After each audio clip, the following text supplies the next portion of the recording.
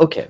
So the other piece here is we have so many wonderful new faces, new to me, right? And some of you have been like, we've been on games with you before in other channels, right? Some of you have been on this channel before in other games, but let's do like a quick introduction. I would love for us to go around and kind of introduce yourself. If you have socials, plug them, right? Talk about where you are, what projects you're involved in, and then maybe we'll do like just like mention the name of your character, and then later on we'll like introduce them with like what they look like and all that good stuff. So I'm gonna pick on Mary. Why don't you get us started on the intros? Sure. Hi, I'm Mary Kate Mead. You can find me on socials at Nerd on Wheels 15, where I chat about disability, TTRPGs, and everything in between. You can also find me on role plays, where we do the Big Gay Dice game. Yes. We're working on a masks campaign coming up. And you can also catch me on Chaotic Wonderful, where we've got a bunch of really cool programs going on.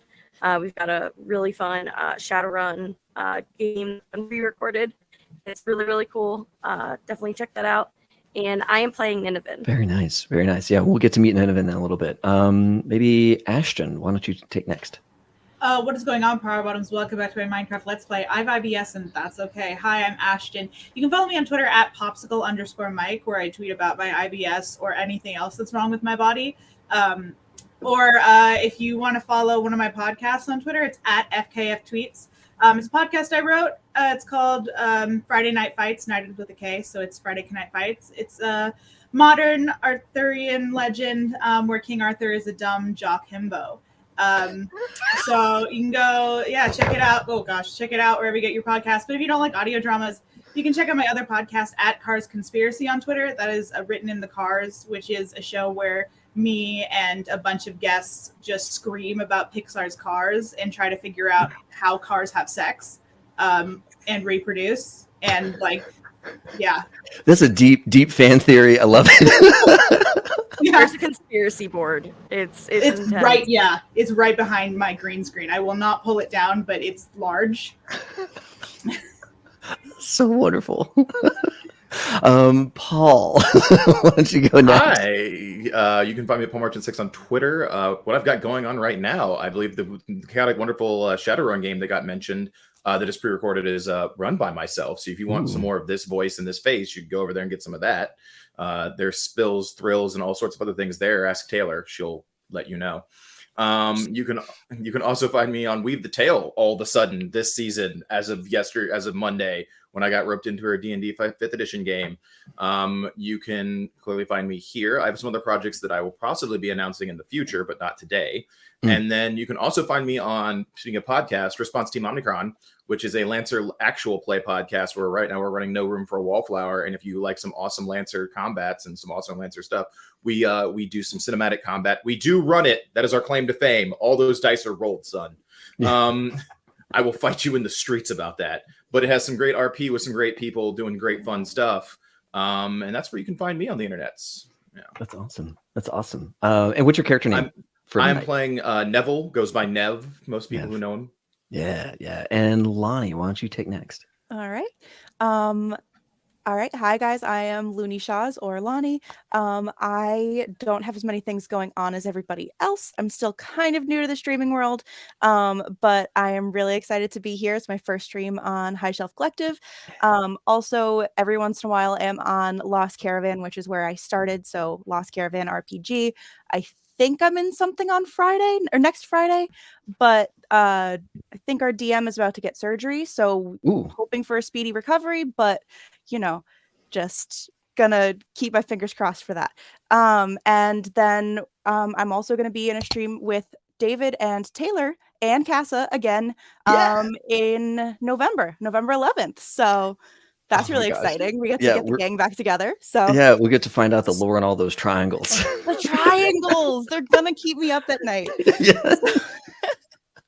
Yeah, Taylor is running that game. Casa, why don't you go next? I gotta figure out the lore to the triangles. There has to be something.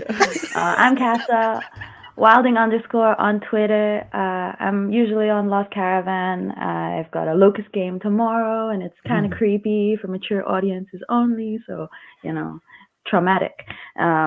There's also Lancer that's on Halloween on Lost Caravan, and then also Other Doc Jim is doing like a Don't Rest Your Head, which is also very like dark and mysterious, and I'm gonna be guest appearing in that, so it's really exciting. But I'm here now, and I'm really excited to play. My character is called Mei Hua. Mei. Excellent. Yeah. Excellent. Oh, and Taylor, I completely forgot to invite you to do this. You're running the tentacles for us tonight, so thank you for doing that. And folks who don't know, Taylor is in charge of all the visuals that you see today in terms of layouts and the music and everything like that. So thank you so much, Taylor, for running. And where can people find you? Yeah, here, but also at _potato_ on the internet. Like I said, there's Shadowrun happening on Chaotic Wonderful right now, where you can see me basically dressed like this, but as a troll. Punch people.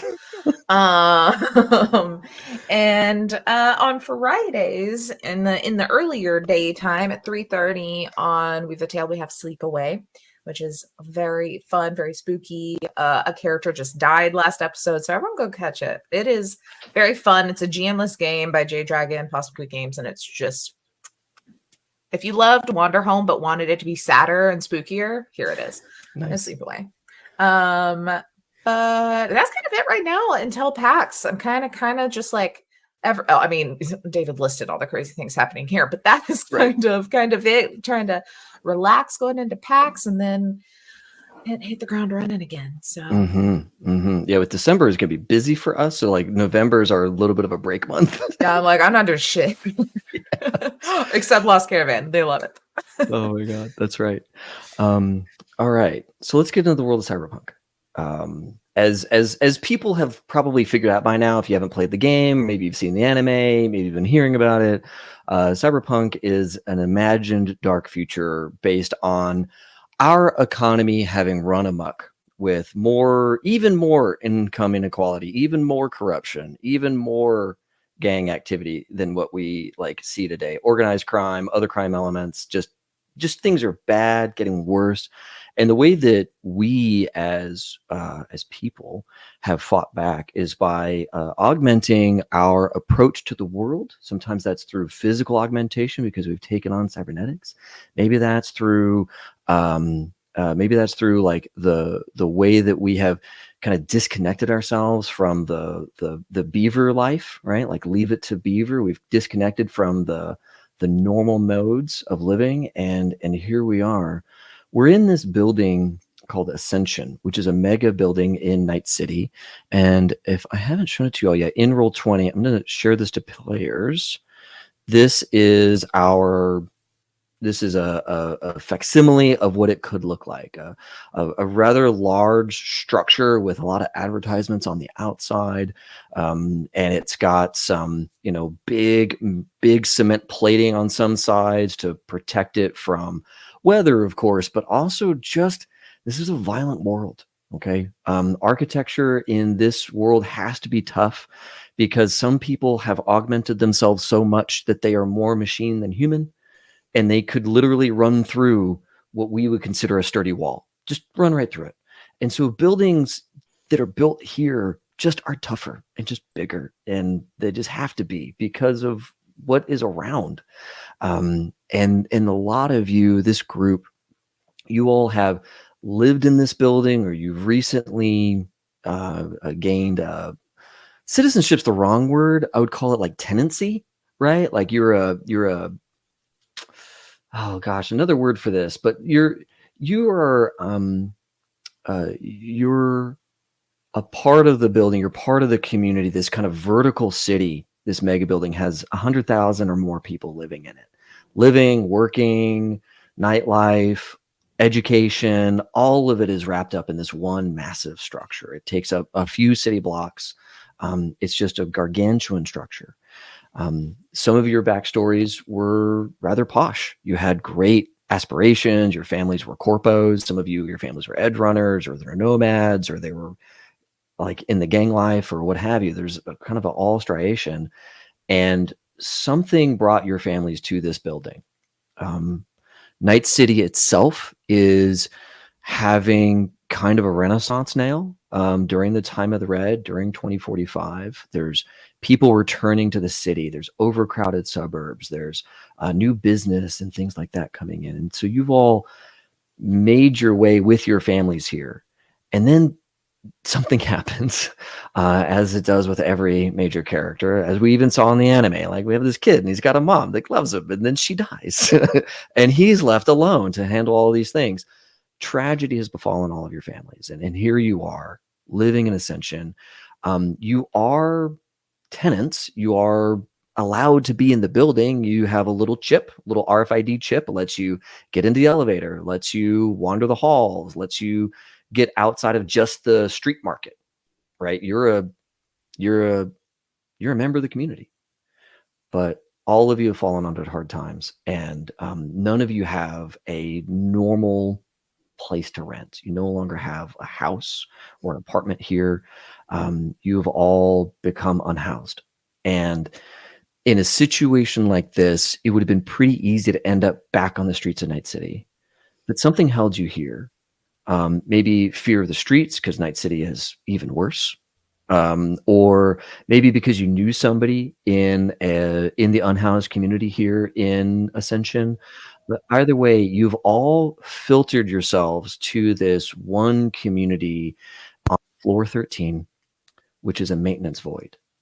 And what that means for folks who aren't like architecture nerds, the maintenance void is that floor between floors where nobody can really live, because that's where the air handler is, the boiler, the water processing, the data network stuff is all in this one floor or set of floors where people don't live, but there's maintenance stuff that happens here. And your whole community all lives in this space. You have it's tough, all right? Like, there's no door, so there's like just a little bit of a lack of security. Being a part of this community, though, you have kind of each other to hold on to and to keep each other safe.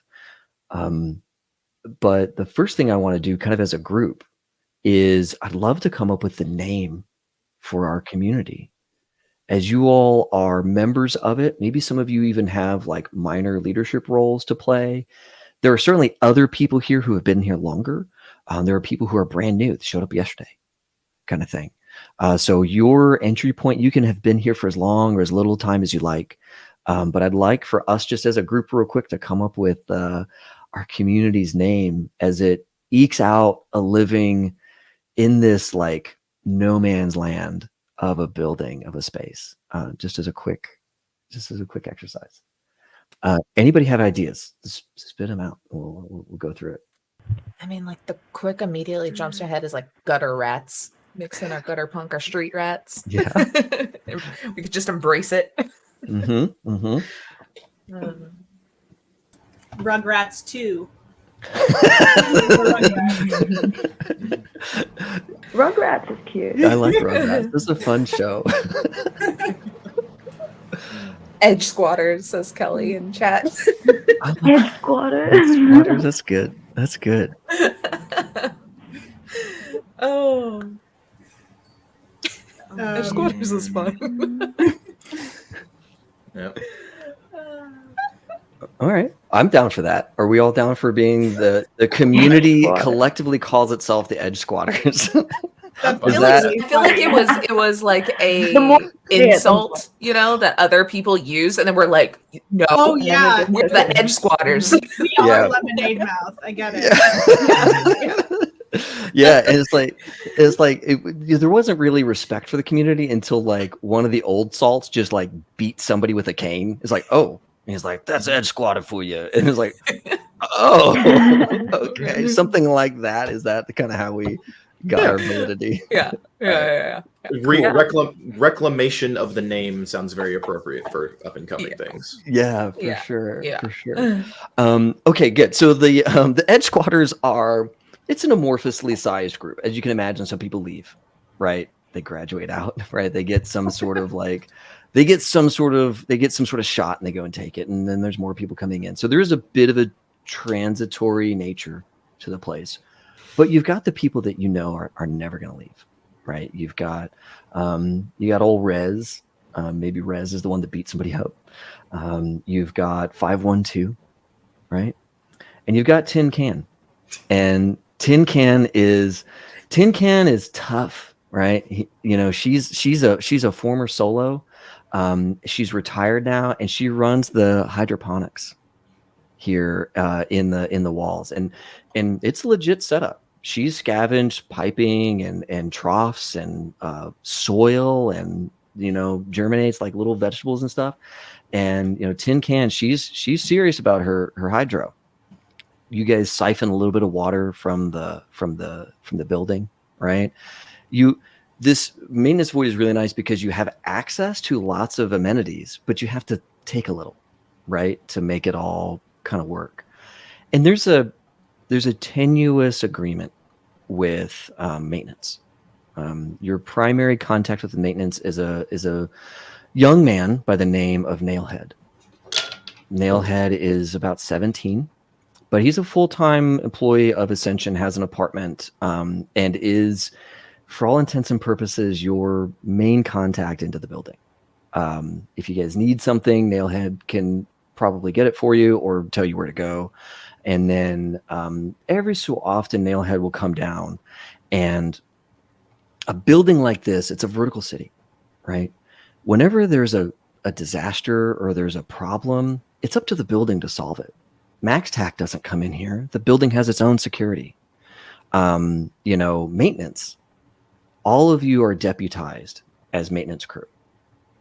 Now, you don't normally do maintenance, so you don't really draw income from this. But every so often there's an emergency. Nailhead comes down and says, all right, I need 20 people to help me clean a floor or clean a sector or something like that. Like flip a section of the building, like tear down all the walls, and we're going to bring in construction to rebuild a new area, right?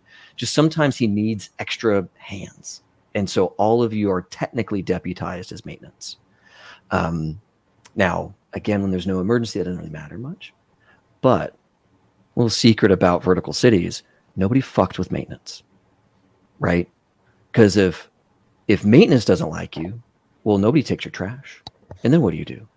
Nobody makes sure your air conditioning still works. Nobody makes sure that your water's still hot, right? All maintenance has to do to ruin your life is not show up.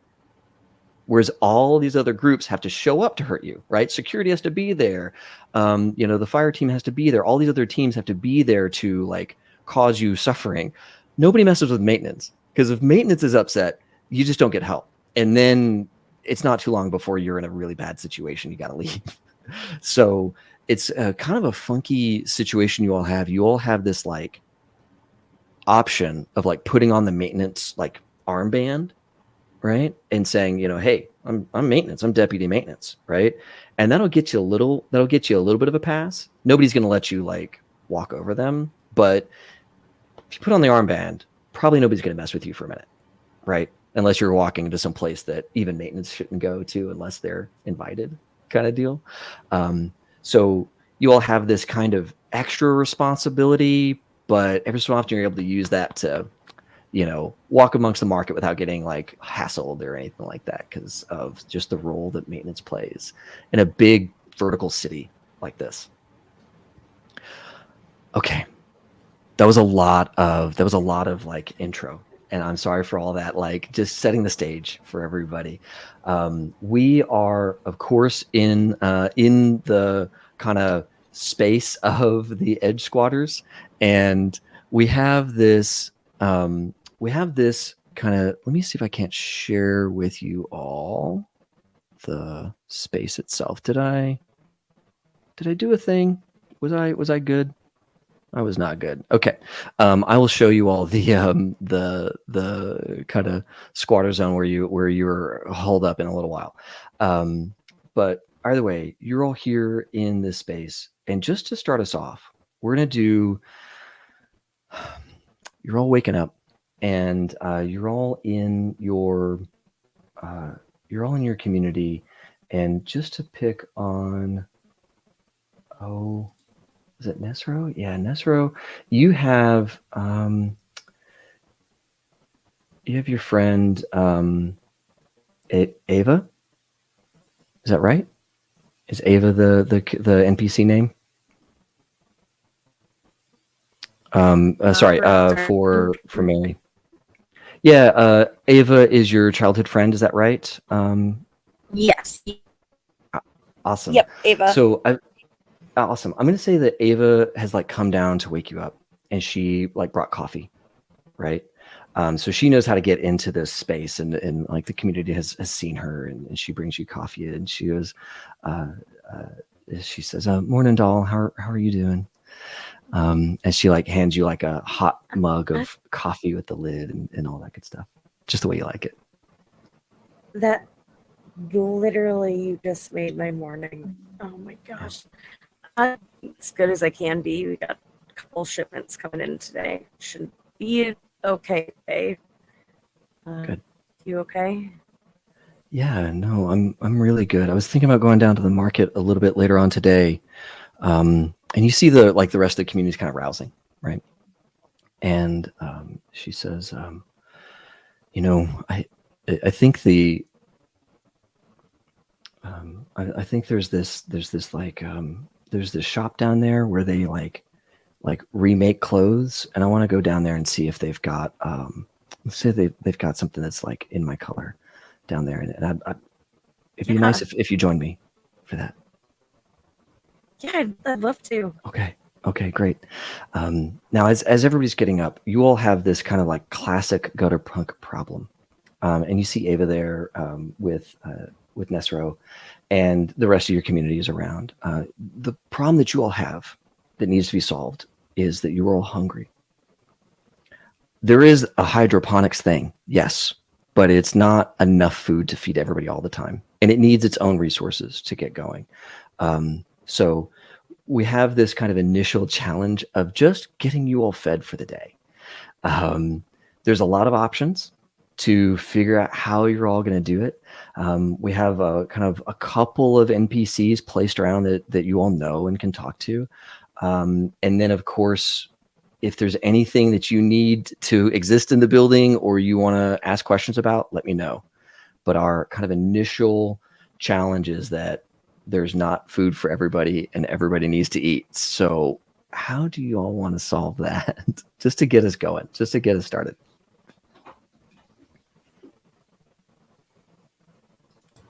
Oh, I mean, I have little sticky fingers. Look for some sticky buns with my sticky fingers, you know? I do need to find salad for, not for me. Personally, I don't eat salad. Okay, hold on. Let's talk about this sea turtle. Just real super quick. Paris. Yes. Maintenance void. All right, you have there is equipment here. There are like water. Does your sea turtle live in like a water tank? Yes. Yes. Is that how we're keeping our sea turtle alive? Yes, absolutely. I think it's like it's a little wagon that has been like repurposed so I can take it for walks. Just around the room. Oh my god, that's awesome! So you have like this maintenance cart, this like big sturdy metal maintenance cart, and like in it is this like some sort of maybe cylinder like water tank that's big enough for your sea turtle, kind of thing. Yes. And it holds this big bath of salt water. Yep. I'm gonna wake up, give him a little kiss on the forehead. Oh my god, that's awesome. Maybe that's the mission. Is let's feed the sea turtle. What's our sea turtle's name again? If I didn't name him, I'm naming him Keanu, but okay. Little Keanu is like sitting there. Like let's say that Keanu has like a kind of a lame flipper, right? Like that's maybe the reason why you really can't release it. You know, like it's your forever pet at this point. It's going to live to be 120, and you've got to make it the next like 40 years if you can. Yes, absolutely. So Keanu needs a bit of fish and some salad. He's a healthy boy. Maybe there's like a one of the food stands or something is like close to like a drainage grate. That I could portion my weight and pull stuff out of the cart, little hand, and I make sure to grab lettuce every time. I'm like, I love it. Yeah, yeah. So, do you want to do a caper? Do you want to do like a cat burglar caper contortionist thing to try and get some like lettuce for our turtle? Lettuce is priority, and then if there's like some dumplings for me or something, sure. But yeah. All right. Yeah. Let's start it off with probably my character getting put into some sort of jail for chopping. Do you bring anybody with you on this caper to? I mean, probably Paris. Yeah. I think it would like knock on the door and just be like, our Monday morning routine. Like, you ready to go? Yeah, absolutely. Oh, that's great. So it's like a daily routine. You guys both like Paris and Raina are just like, well, time to go thieve some lettuce and dumplings. Yeah. Well, I mean, it's like it's like the garnish lettuce, so they don't super miss it. Yeah, they won't notice. They all It's notice. like that Pizza Hut kale, right? Like, It is at the Pizza Hut. Yes. yes. Yeah. All right, great. No, I love this. So, so the two of you go off, and you bring Keanu with you, kind of towards the point, as far as you can, until you're at the ductwork, right? Because then you've got to, follow the ductwork down to the market, and then get into that space where you can pop the grate and all that kind of stuff. And Keanu waits for you, bloop, bloop, right, while you're doing the thing. And Keanu knows, like, oh, at the end of this, I get food. So, like, Keanu wakes up and is all excited. This is the best walk of the day. Yeah. The food walk is great. All right. So, everybody's sitting around. You see Paris and Raina do their like morning ritual of walking the turtle, and the rest of you, the other four of you, are still sitting here with rumbling tummies. Tummies. I'm a dad. You can tell. Who else wants to take a stab at how you're going to go and get yourself fed for the day? I would probably would have gone out to like one of the spaces that she usually tags, and if she sees people around, she would try to like, as she's tagging, be like, hey, if you guys want me to draw anything, you could give me some food. And then, I use her charismatic impact to like get some fans to give her some food. I love it. Yeah. So you go to one of your haunts. Is this like a place where you are normally around? Like people know that they can spot you here and like get a commission, or just like get a selfie with you, and then like everybody kind of gets the gig that like they got to give you an Eddie or a can of soup or something like that. Is that kind of the deal? Yeah. All right. Like it's like an unfinished wall, so then there's just like little pieces everywhere. Beautiful. Awesome. Here I have just the thing to show. There is in Ascension, there is let me show this to all the players. Yeah. So there's this bulk trash area, and in the picture I show, there's like a street, but let's imagine this is really a hallway with like shuttered buildings, shuttered shops and stuff like that. And on the left-hand side, there is these like tilted trash chutes, right? And these are awesome to tag because one, the really big ones for this like bulk trash, they have to pay to open them, and you're charged. You swipe your little ID, your little chip, and it charges you for every second the thing is open, right? So it's like, oh, you're gonna throw away something big. You gotta want it for one, and two, you gotta get in there quick because you're being charged while it's open, right? And the thinking is probably like, the longer it's open, the more stuff you're throwing in there, right? So the more that they're going to have to deal with down in the basement of this building. And so these are almost never opened, right? And they're almost never really messed with. So it's a great spot for you to tag. And so you head that way. Do you bring anybody with you Yeah. when you go about this? I don't know. I think May's a little bit of a loner, so she's just kind of, trying to sneak out. Yeah, literally starving artist, getting her comeuppance, to like earning her keep out here on the street with her tagging and her commissions. I love it. All right, so you all see as is Eckerbet, is that your street? Is that your handle? Is that how people know you? Is Eckerbet? No, Oh, my apologies. I just didn't change Oh, it. my I don't apologies. think. Whoop. But it Okay. should be changed Wait, now. what should it be again? Mei Hua. It should be. I changed it like.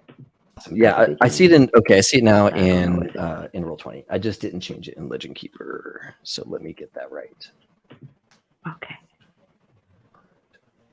Got it. All right. You. Yeah. All right. Got you sorted. Mei Hua is not actually her name. It's a tag. It's like a. What's it called? Yeah. What's the word? Oh, I've forgotten it.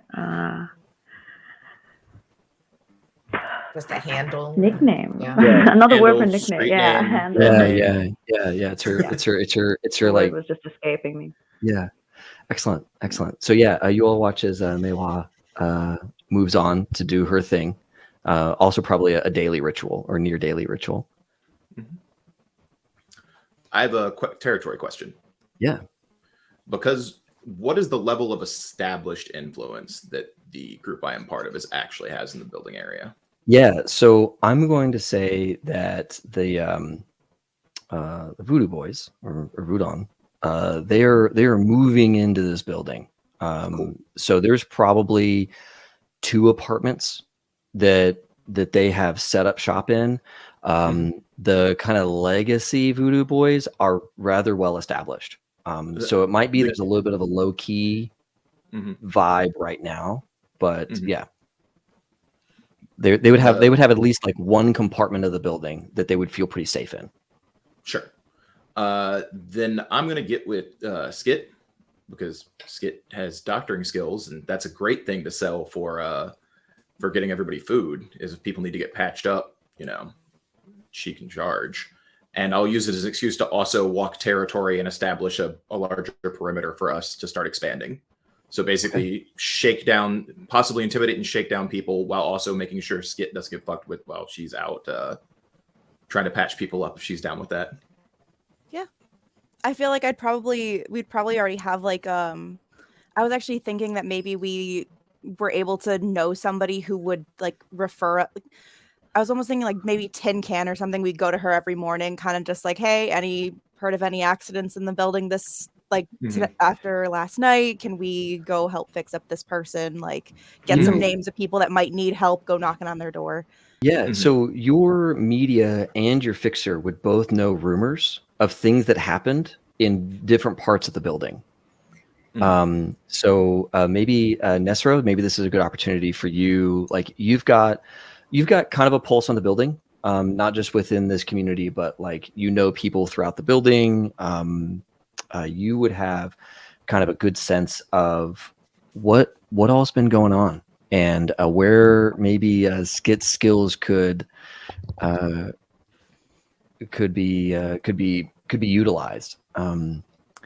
So to do that, I would do like either local expert or maybe reach, which is a fixer specific thing. But maybe local expert. Gotcha. If you're down for that, Mary. I think I forgot to change. Yeah, I think I forgot to change my name in the Legend Keeper, but I changed it to Nineveh. I just realized that. I totally forgot to change it. No worries. I'll change it right now. No All worries. good. But yeah, I can definitely. Nineveh. Excellent. Yeah, so go ahead and it's in the skill list. I think you just have to like click on it and then it'll roll it in the thing. Oh, And yeah. what So skill? Sorry? under, I believe it's. Oh, there it is. Local expert. You got it. You found it. Gotcha. Okay, cool. Awesome. Yeah. So a 13 is 13. solid. So look, this is a vertical city. All right. There's 100,000 something people who live here. It's more than 100 stories tall. It's a huge building. There's always stuff going on, and Nineveh, that the fire brigade had a big fire last night over in like sector 2 of the building, and they are probably taken care of, but the citizens of sector 2, probably a lot of them are maybe still burned or not really addressed yet, because healthcare in Night City and Ascension ain't great. So either you have a job that gives you healthcare, or it's just too expensive for your typical person. So you would know that sector 2, which is down on the kind of like floor 6 and 7, that area would likely have some people that need help. And you'd be expecting like burn victim type scenario for you to bump into. Gotcha. But yeah, I'll go up and say, hey, look, sector 2 got hit. Probably a bunch of burn victims. If you guys are going, I mean, usually people in the trouble need some favors, and it's always good to get allies. Mind if I join? Yeah, of course. The more hands, and also hopefully we can get enough money for all of us to get some food. Yeah. Awesome. All right. So you all divert. You all split up and go into your separate ways. I want to pick on. Let's do Meiwa first. You head to your spot. All right. You head over to your trash compactors, or your like trash chutes. And when you walk up, you kind of like check it real quick, and you see there's a Ascension like security guard. And one of the people on the maintenance crew is kind of like begrudgingly scrubbing off like the last like doodle that you put on, not like full mural, but like the last like smaller element that you tagged. You see him like it doesn't look like he's happy, but he's sitting there like scrubbing it, and the security guard is standing there, kind of just like making sure that nobody messes with the security guard, because your fans are there, and your fans are like taking pictures and like, no man, don't take it down, like leave it, it's good, it's art. And this other woman is like, yeah, my daughter like loves it. Every day we walk by and she looks at this thing. What can you describe maybe what it is that this maintenance guy is about to cover up? This piece of art that they might be removing. I think first thing that popped into mind was like that quick little doodle of a dragon, like just swirling around, kind of in like greens and like the reds long and serpentine style dragon. Awesome. stuff. Awesome. Yeah. Yeah. So there's this tension where the crowd doesn't want it to go down. Security is there. It's just one person. And you got this maintenance guy who's kind of slow rolling it. He hasn't actually started to paint over it, but he's like going to. He's got all the stuff to. How do you want to address this? I think since I'm alone, I'm not gonna do anything drastic. I'm gonna just smile and kind of walk up to them and say, "Hey, holy guys, shit, you're here!" And they're like, at first, like they're very excited, and then they realize, oh, we got to keep it cool because security's here too. Yeah, so you can see everybody's excited. I saw you guys. Yeah, I saw you guys doing some work. I mean, and then I turn to the security guy and say, "You are doing a fine job, sir. Maybe we can speed this up for you, and I hope there's extra like washing stuff, or I'll just grab his and I'll start scrubbing it off." Like, All right. scrubbing Yeah. it You really quickly. you kind of, there's this. Will you roll your charismatic impact? That's just like on your. I think it's like on the roll sheet. And I just want to see like 11. Awesome. Awesome. So there's this like instant kind of acknowledgement. This maintenance guy is like, oh, like he starts to kind of put it all together, like what's going on, like who's this person doing the thing, and he catches the like the attention of the audience, right? The people that have been gathered around. And he kind of starts to put it all together of who you are, right? And you just see this, like, you've seen this face so many times where you've gained a new fan, you know, where this person is like, oh, okay. And like he kind of like does the thing with you to like, you know, he's here. And when you are done washing up, he says, well, thanks a ton for the help. And he passes you a couple eddies for helping him out. And the crowd generally seems like pretty taken by how you handled the situation, right? There's a respect that you like helped the maintenance guy out in diffusing the situation that they probably would have gone the other way with it, right, if you had told them to. So there's a bit of respect earned here by your fans that have gathered to defend your piece. And another couple of them like pass you a couple more eddies. So you end up walking away with about 6 before you even paint anything, just out of respect from the crowd. You end up with about 6 eddies, which is plenty for you to grab some food for you and a friend. Yeah. Before I leave, maybe I could just like kind of usher the security guy, be like, hey, I mean, we're all done here. You know, you can just go on about your busy day. I'm sure you've got plenty to do. Yep. And he kind of inspects the situation. It's like, yeah, it seems like we're all in a good place. Folks, move along. Come on, nothing else to see here. Job's done. And he leaves. And our maintenance guy, let's give him a name. Let's call him Caleb. And Caleb is standing here in like the dark blue maintenance overalls with the little nameplate and all that kind of stuff. He says, "Are you the one who's been doing all these tags?" No, of course not. And then I'm like winking. Awesome. Okay, cool. Oh, okay, cool.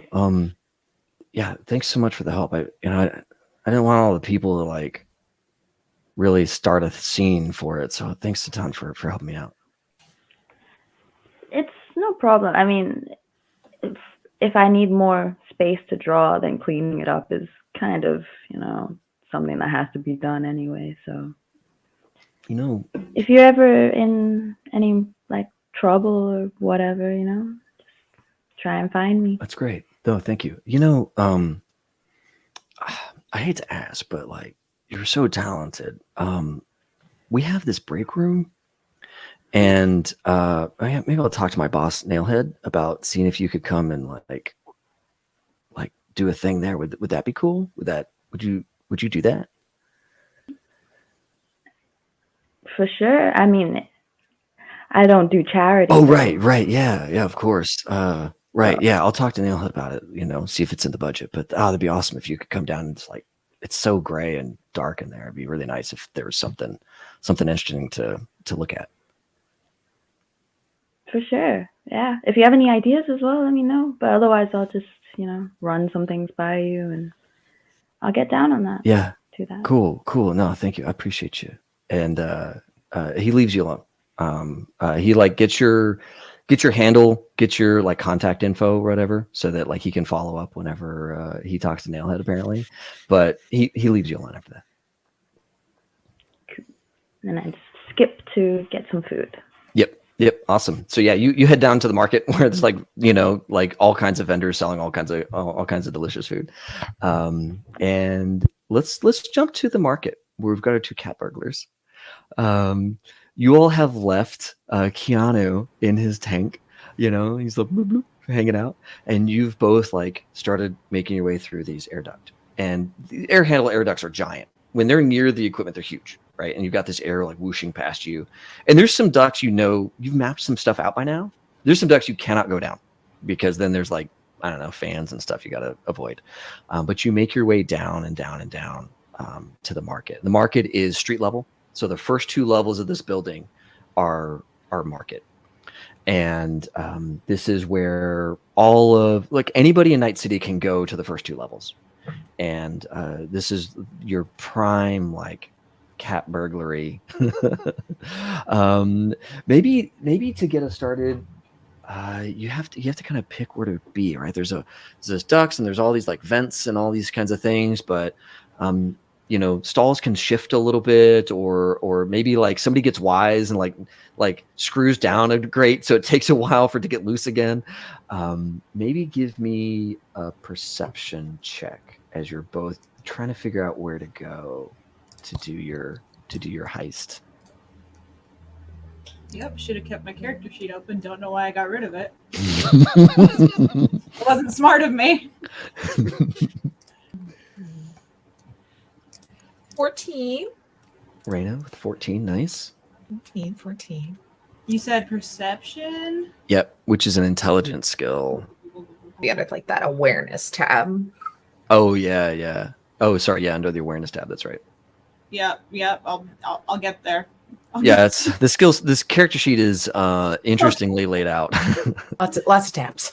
Yeah. My goodness. Hold on. Why can't I find it? Oh nope. Okay, I got it. Sir, can I roll it? Am I rolling? No, I don't know how to roll. This. Oh shit. Is it? Make sure the like edit button is turned off so you can just like click it like the whole perception skill. Yes, it is off. It will not let me. Oh, weird. Oh damn. Here. Here. Hold on. Let me see if I can help. Okay. Okay. All right. Oh yeah, there we go. Boom. Yeah. Boom. Oh my god. All right, cool. So 14, 13, these are solid, like normal rolls. So yeah, you spy that the grate you have been using to get into the like pierogi salad shop has been nailed down, has been resealed, right? Now with a bit of time you'll be able to like pop those nails out, right? And you'll be able to like get access there again. But it's loud, it's in the middle, it's in the morning, so people are up and around, right? Now is not the time to move these nails. So you're able to move further on down. And there's another loose grate near this oh gosh, it's this place that sells like a Thai chicken situation, and they've got this.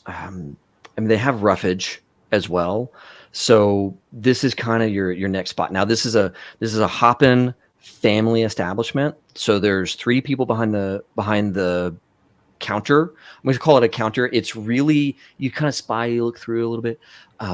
It is a couple of sawhorses holding up doors, like metal doors that have been arrayed in a U, right? And so this grate that you're popping up is like just underneath their cooking apparatus, and you can see the doors are on their sides, and you can see there's customers, and they've got the little canopy thing over them. As this is an open air market with little stalls kind of littered throughout, and it's busy.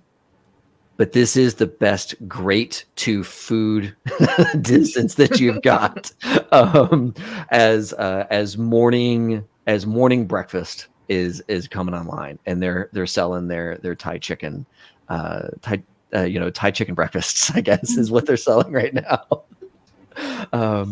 You're both there. You've got tons of contortion, so I'm not even going to make you roll contortion for like this part while you're together in this grate, kind of sitting looking out. The light is streaming through, so you've got that like zebra striping of the bright light of the market coming into this dark space, and the 2 of you are really close, kind of quietly talking about what your plan is here. I really wish I had a phone, because this would be a really good picture of you. The light looks great. You also look great. I wish we could take like a selfie together. I know. And Every day I wish Keanu had his own phone and hands. I don't know if we can give him hands, but we'll get him a phone. Yeah, A phone. he deserves it. He deserves it. Do you need me to go? Do you have an idea, or should I sneak out, maybe do a thing up there, distract?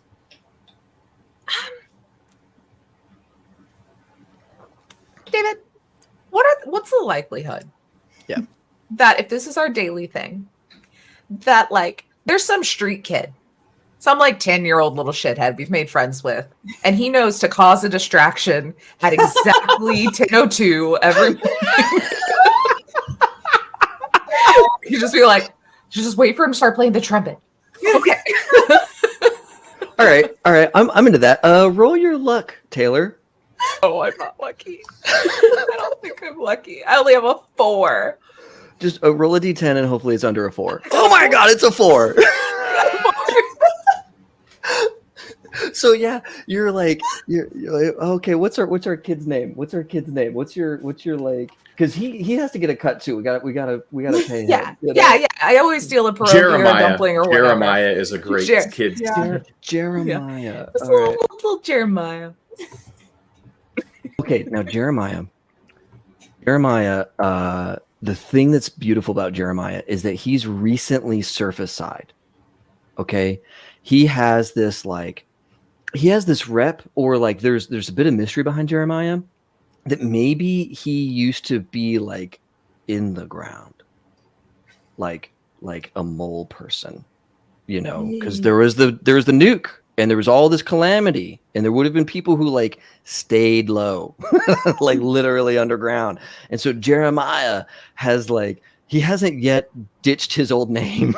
So he's still known as Jeremiah, or maybe you all know him to be Jeremiah because you've met him and broken bread with him. Yeah.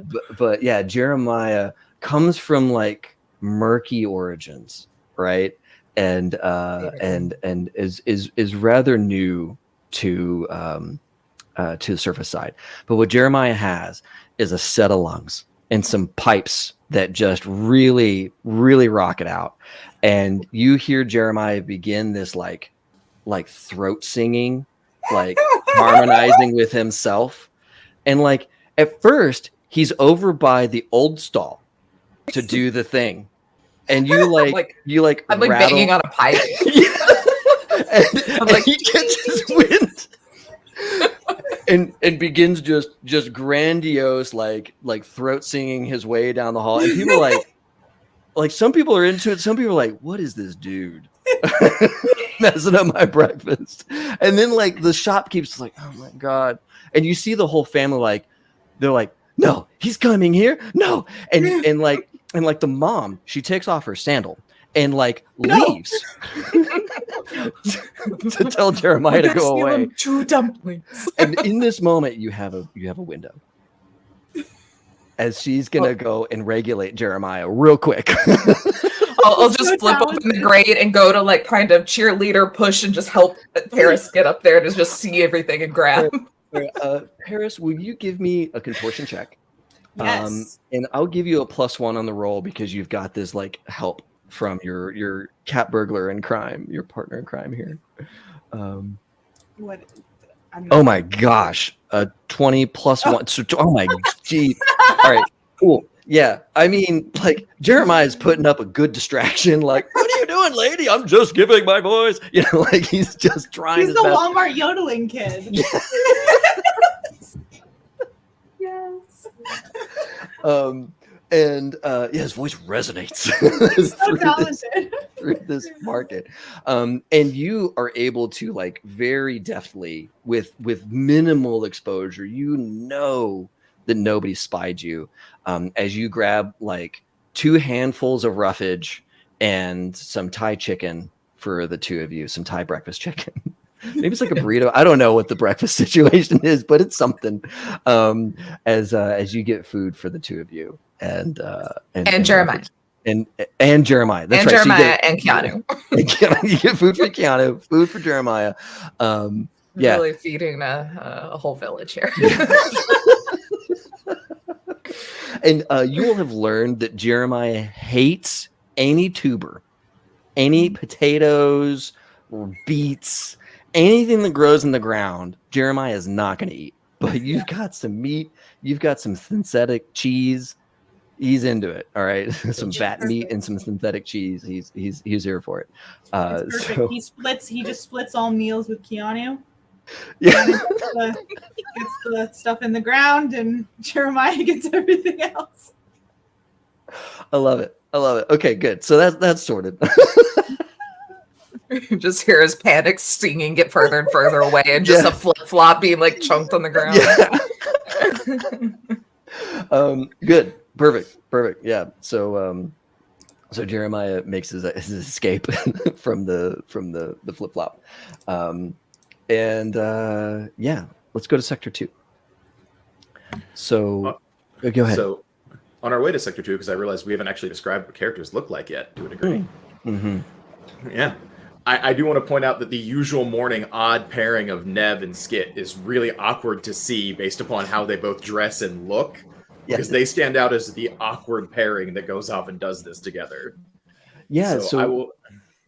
Nevin, the three of you are all going together, right? The three of them are all going together, but I would like to get a description first out because I want the realization of the odd pairing that usually go out together now plus our fixer. Yes. So I will let our med tech go first. Well, I tried my best to wear the most pastelish colors that I had today. And basically my character is exactly that. She, the description of what I rolled for her look was literally youthful and colorful and costume-like. So she is wearing probably like a really bright, like pastel green tank top with like a little strawberry on the front of it that probably has like a little like anime smiley face on it. She's wearing like these really bright, like pastel pink baggy cargo pants that have little patches that also have fruit on them. She's wearing those like white platform sneakers. She has her hair in like space buns. She has her hair is like bright pink. She has like freckles basically like tattooed on her face, like little bright freckles. Just everything that you could potentially have be a bright pastel color is a bright pastel color, except for she's wearing like a tactical belt that has some of the med tech stuff that she's probably like scrounged to use, like a pair of cheap scissors that she found somewhere that she uses for surgery, and she's wearing a purse that is white because it looks like a tooth. It's like one of those cute little purses that, like, if you've ever seen the ones that look like a ramen container or like a hamburger or something like that, this is just one of those ones that just looks like a tooth. That's so good. How tall is she too? Because that also adds to the silliness. She's there. Probably on the shorter side. She's probably like 5'2", 5'3". Oh my god! Can I ask that the strap for the purse looks like dental floss? It does now. Why wouldn't it?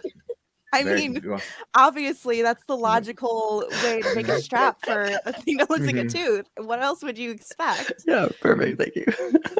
So we have this like pastel vision like in the forefront, and behind her is this like 6'4", 280-pound, like looks like he's in his 30s, but is really in like his early 20s because he spent his entire life in the sun before moving to Night City. Yeah, like tiny dreaded haired black dude with a long trench coat, like lit up things, like some religious symbolism if you know voodoo religion, like just kind of trailing like 3 steps behind her. So it is the most odd pairing if you're having out to see two people going up to do something together. Like it makes very little sense. It's my scary dog privilege. It's how I can walk around comfortably. Nobody messes with you ever. Yeah. They don't even look in your direction if they can help it. I probably look so muggable. Yeah. Like, and what about Nineveh? Because is Nineveh walking with Skit? Nineveh's with us this time. Or are you walking with Neville? Are you in the back or are you in the front? I'm probably in the back. I probably walk with Neville just because I'm not that bright and cheery. I have like basically this, it's dark purple, like long, almost like coat dress with like leather pants on. She's got like bright purple hair, but it's kind of muted now. Seems like it was dyed a while ago, but she just hasn't been able to keep up with it. And she's got a scar along like the left side of her face, just kind of goes across an eye. Eye is fine, but there's definitely marks there. She definitely walks slower. She has a hard time normally keeping up if people are running, but and she's got on her pants, it looks like there's like these braces that look like there's some sort of machinery intact that help her get around where she needs to go. But yeah, she kind of stays towards the back so she doesn't have to keep up with people. So if she needs to like slink to the side if there's danger and hide, that's kind of what she does, because there's no way she's keeping up in a foot chase. Gotcha. But yeah, she's just kind of keeping to the back, watching everything. Yeah. And so as this trio, as you all like kind of make your way out of the maintenance area, down some floors over to sector 2 into like floor 6 and 7, as you enter this zone, I want the 2 people who have Streetwise, I want you to roll Streetwise. Because this area is patrolled loosely by some people, and just so you kind of know the territory that you're going into. I think everybody has Streetwise. Gotcha. I think you don't have to. I think it's required 2, isn't it? That's street slang, I think. Oh, is it slang? Yeah. The language skill is acquired too, okay. but Sweet. Apparently, yeah. All good then. That's what I rolled. Wow, cool. That's a 21 on that one. That's good. Streetwise. Sorry. No, you're Remembering fine. the I know the character Under sheets. social. Yeah. It's so weird.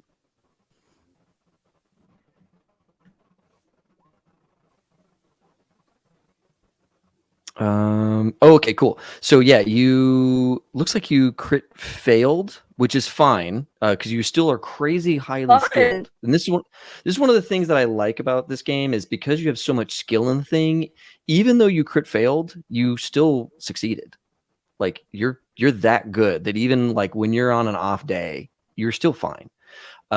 So sector 2 is nominally patrolled by the wikis, which is the kind of enforcement wing for the lighthouse organized crime unit in the building.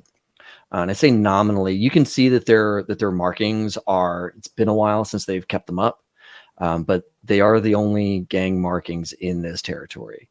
And the wikis are these dudes that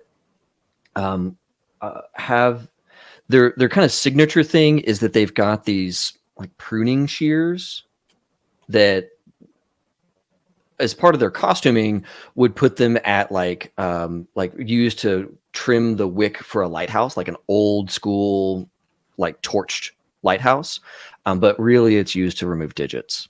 And so people who don't pay their gambling debts or fall on the wrong side of their drug trade or what have you, the first warning is that you lose a finger or toe. And then there are additional warnings later on until the person goes missing, kind of thing. And so you know that this is their turf, but on first inspection, you're not seeing any representatives of the Lighthouse Gang down here. Doesn't mean that they won't be around, but at least when you first get into the sector, it looks like it's theirs in name only, right? It's probably been like 2.5 weeks since anybody refreshed a tag down here. Oh, okay. Kind of thing. So that's the turf that you're walking into. And yeah, it's the note that it was a burn, that it was a fire, is maybe a little light. It looks like a pipe burst, and that there was a sustained burn down here. You can all see, you can smell like burned accelerant, and you can see just on the walls this scorching across the ceiling, across some of the walls, and there's coughing going on. Like people have like inhalation problems and all of that kind of stuff. This area has, just on rough sketch, it looks like it's been bombed. With how much damage is in it. And this is kind of a testament to how big the place is, that this whole catastrophe happened in this one sector, none of you all felt that. There weren't alarms that went off in your section of the building. This was isolated to sector 2, and the people here would have had alarms for days, right? They would have known to evacuate and those sorts of things. But in your section of the building, none of that over here. And so, yeah, there's calamity abound. And you can see that people are kind of back in their apartments, nursing their wounds. There's a couple of vendors that are opening up shop, or maybe just assessing damage. Maybe they're not even opening up shop. They're just like, they've rolled up the grates and are kind of looking inside, and taking stock of what's left of their businesses. As you all kind of walk down these halls, this is just to kind of paint the scene of like what initially strikes your characters. Let me know where you'd like to go or what you'd like to do, and we'll get deeper in. I feel like Skit first would check in on the people that are actively already in the hallway. So if there are any vendors that you said were checking on their businesses, she'd want to see if they needed help, if they knew of anybody that needed help, even if their families, it seems like if they're from around here, they might know like specific people that we could just go knock on their door. Yeah. You walk up, there's this guy who has looks like a sneaker shop. And you look him over just as a quick check. He looks fine. He looks healthy. He's looking in his store, and you can see that like a bunch of his merchandise has been burned, and he looks pretty upset, but physically he seems fine because he doesn't live down here. Is like your initial read. But you do hear like people in like housing units nearby that are coughing. And it wouldn't be too much to like peek your head in and just see, check in on one of these like local residents. Okay. Weird question. Yeah. As we kind of go, you said we have no gear and no equipment right now. Yeah, right. You have your clothing, right? You have like maybe some handfuls of things that you've scrounged, but there's not like, any weapon or anything like that would be like improvised. Any like utensil would be improvised. It'd all be poor quality kind of stuff. Super great. But you said this guy owns a sneaker shop. Yeah. Does he's kind of burnt out? The shop itself is, yeah. You can see, You can clearly see some of his merchandise has been burned. I'm actually looking at because if the shop is kind of burnt out, in the back of the shop, if we're passing through, does he happen to have anything out like box cutters or anything else like that would be super useful to people like us in this situation? Yeah. Roll your luck. Let's see what kind of stuff is in that room. Probably nothing great, because luck is not something I took a lot of. Good stuff. I love it. Yep. I have a 3 luck, but I can't just roll it. It looks like. Oh yeah, I guess just roll a d10. Nope. Okay. Yeah. No. Not rolling. Roll a 10. Yeah. Oh, great roll. Yeah. Great roll. So not for this. So you check his shop. He certainly has stuff like that, but it's probably all locked away in cabinetry that you just can't see. It's not just laying out. Yeah. Legit. Just checking. Yeah. But tell you what, give me a perception since you're looking around for some stuff. Let's see if like maybe in some of the refuse that has been ejected from this explosion. 20. Maybe. Okay, cool. So yeah. So while he doesn't have a like box cutter that's like immediately available to you, in this like dejecta of like where this pipe exploded and there's stuff kind of strewn around, you do find like this like shard of metal that if I just wrap a sock on that, like shank. Yeah. Shank. Yep. That's a straight up like a 1d6 weapon. If I just all I got to do is pick that up and make it so that one end of it won't hurt me when I use it. So yeah, you find yourself something. I will go ahead and just wrap my coat's part of my coat's belt around it and call it a day and get my 1d6 shank. Sweet. Yeah. So you all see is like Neville is like kind of like digging through some stuff, making himself busy with this like pile of rubble. Go ahead. Oh, I was just gonna say, So looking at things, so like we're in an area that there's vendors. Does it look like certain vendors have been targeted? Or is it like the entire, like, is it like a floor? I guess I'm trying to figure out, is this a floor attack because the floor did something bad?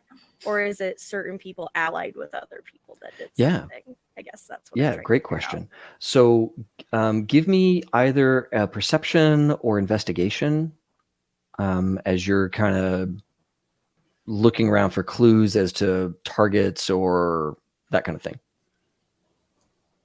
Okay.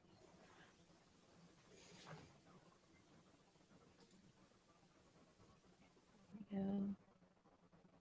Oh my god, you have so much perception. Oh, and a crit Yeah. success. I love that. Okay, 25. All right. So as part of maintenance, you know kind of like where the where the gas lines are. You kind of know how they structure this stuff, right? You've been in this like maintenance void for a while. You kind of know how they organize things, right? And you know just by like scoping the way things are, the residents, like their apartments, weren't hit by this explosion. The shops were. Now there's gas lines going down both walls because people got to cook, right? And so if this was a planned thing, it was planned to hurt the shops, not hurt the residents, because it happened on the shop's side.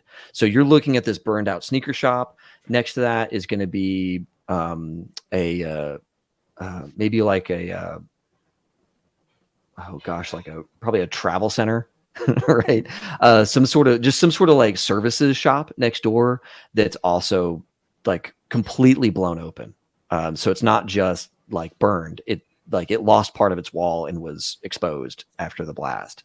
And it looks like these two shops got it the worst. And then there's probably like another two shops on either side of them that also got some kind of damage, but not quite as much as these first two. So yeah, if there was somebody targeted, it was either the travel center or the sneaker shop, because those were the two that were there. Okay. I'm gonna go up to Nev and just say, heard anything about new gang down here? No, and no about them. But the Wickmen ain't been around for a moment. Them tags is old. Shops are targeted. Hmm. Yeah, I noticed that too. Somebody ain't paying their dues. Mm-mm. Good to know. Something we can use, hopefully. Yeah. Mm-hmm. The owner for the travel center has not shown up yet. Only the sneaker shop owner is here. Okay. Skit. Mhm. I'm going to say that you kind of poked your head in because you were looking for people who are injured, right? Yeah. You find there's this apartment you hear like a bit of commotion from, and it looks like this is one of those like living situations where there's maybe like 8 or 10 people sharing a house, sharing an apartment. So like one bed, one bath, small living space. And you can see there's a number of people in there. And as you kind of like give a little bit of a knock, one of them steps forward. And she, let me get to my names real quick. She says, hey, little one, what can I do for you? My name's Ocean. Is everything okay in there? I heard a bit of a commotion. I'm a med tech. If I can help with anything. Oh, you have skills. Okay, well that changes it. Yeah, we have some people that got burned last night. And the firemen that came through, they did their thing, but no help for us. So you have skill? Got some skill, maybe not the best tools, but skill is what we need. Come on in. Yeah. So my name's Ocean. Her over there, she's Apple. That's Cam. And you see Cam is like is like a, I don't know, a 20-year-old kid, you know. I say kid, a 20-year-old, and then Ocean and Apple, they seem to be like kind of the moms of the situation in here. And Cam, he's got extensive burns. Oh. And looks like they've been like washing them, they've been cleaning them, but they haven't been able to dress these burns on Cam. Is it because they don't have the stuff to be able to do it? They don't have the skill. So they've got like cloth. They've got things that could be used. I mean, they don't have the like fancy high quality gauze. Yeah, they don't have like the fancy like synth skin and all of that kind of stuff. You know where they could go to get that stuff. But just to like get him on the mend, they don't have the skill. So to stabilize him, that's really what we're going to go here for. You would roll like a paramedic or first aid to stabilize him. And he's pretty bad. So it's going to be a difficulty 13 to stabilize him. Okay. Well, hopefully I can do that. Oh, yes, you can with that 15. All right, cool. So you instruct them on like, clean this. I need this much cloth. It needs to be cleaned, right? It needs to be sterile, all of that kind of stuff. So you kind of marshal them and get them set up to give him like dressing. And then you're able to dress the wound and stabilize him. So he's not going to continue to lose hit points. He's not going to continue to deteriorate and eventually get infection and die.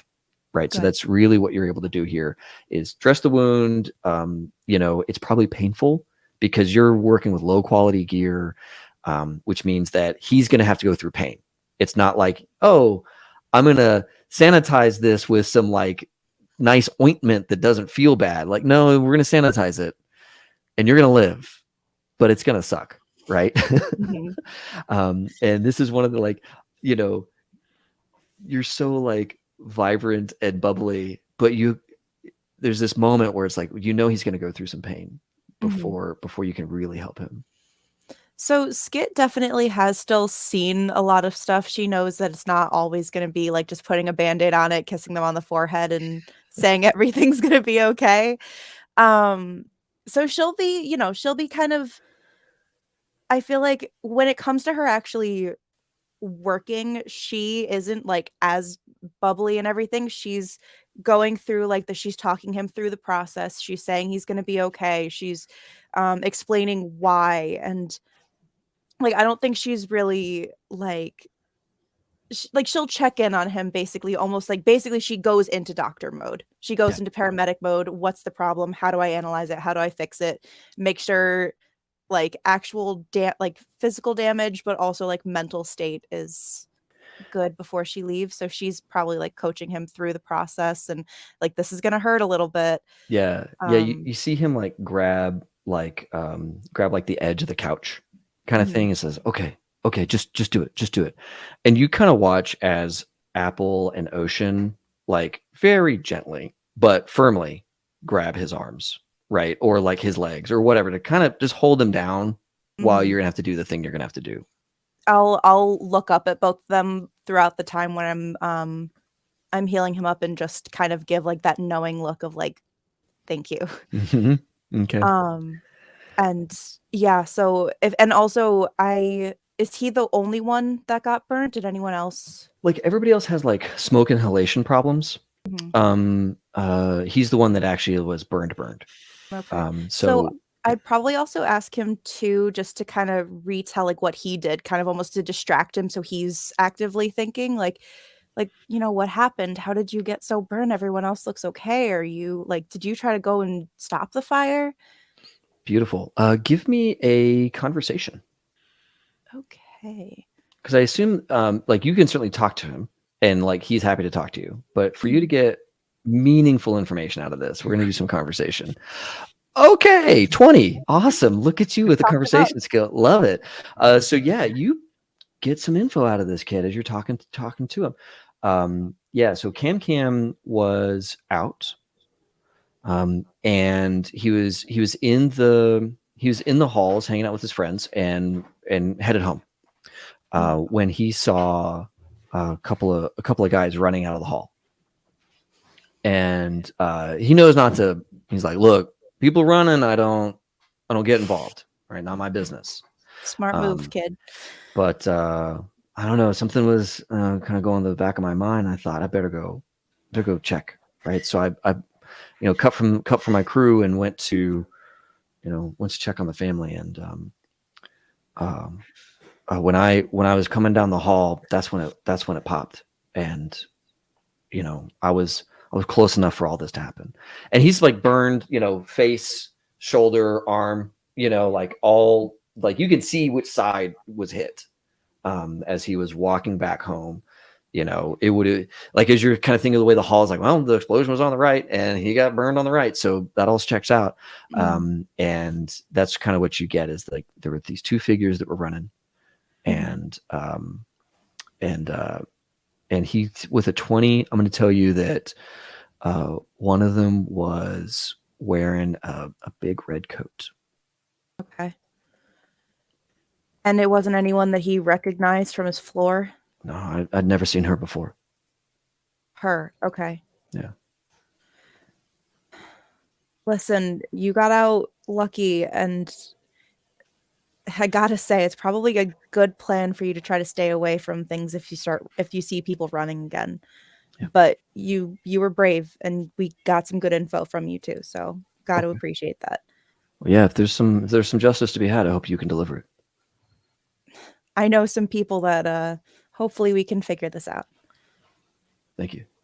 That's really good of you. And Ocean like gives you like a, oh, thank you, bless your heart kind of thing. Like, she's so happy.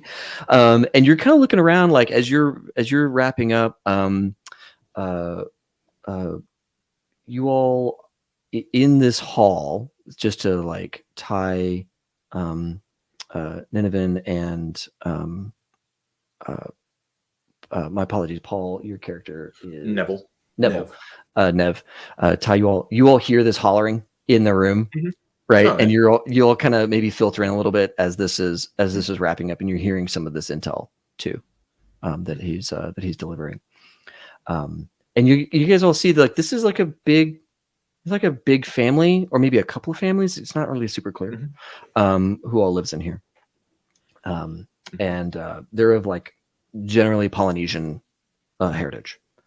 And you have this kind of moment afterwards, and Ocean says, thank you for coming in and helping us and helping Cam here. If you ever need anything, I'll make sure that Sector 2 knows you three are all right.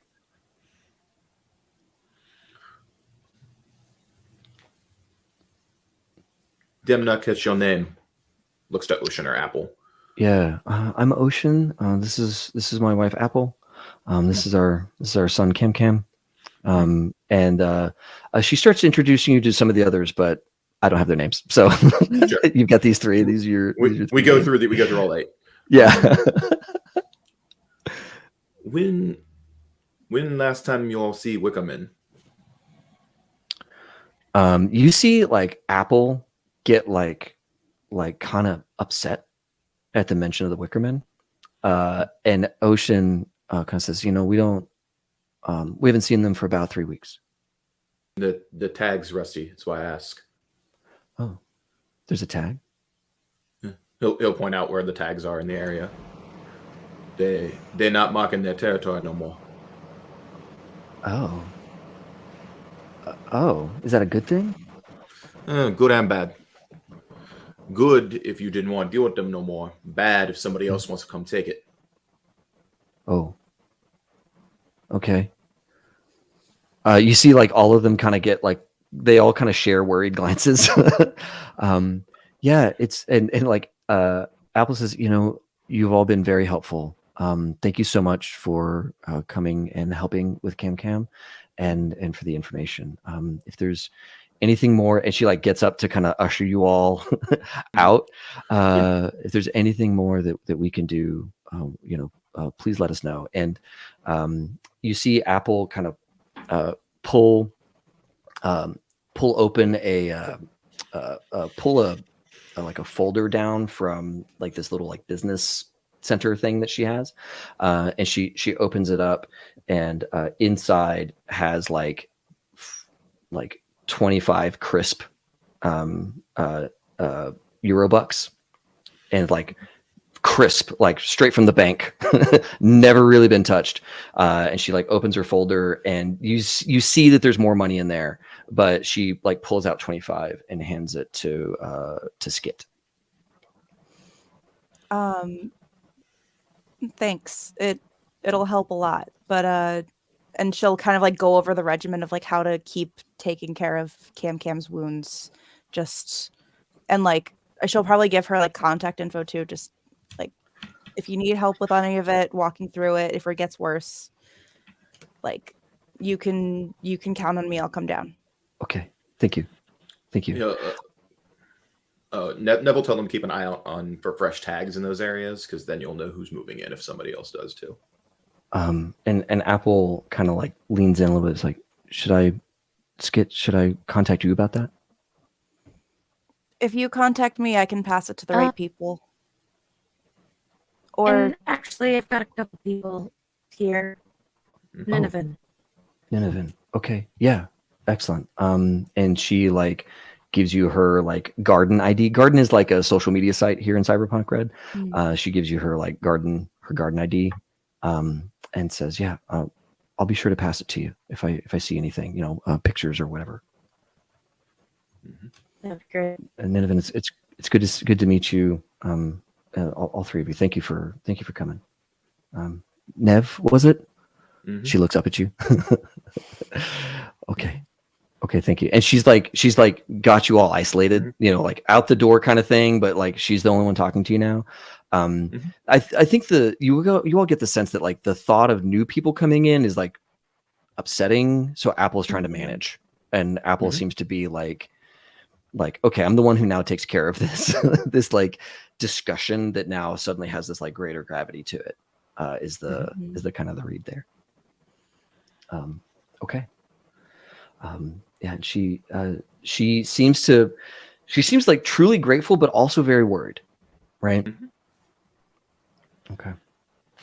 And yeah, you guys have plenty of cash for some food at this stage. Cool. Before Skit leaves, she'll probably just try to hang back for 1 second and just be like, I don't know, keep an eye on Cam. He seems like a bright kid, but it's not. He just ran into a area that was getting bombed. That's no, that's we'll look after him. I think it's probably a good idea for us to try and get into a clinic or something like that. Maybe in a couple of days. But okay, yeah, we'll look after him. Thank you. You've been great.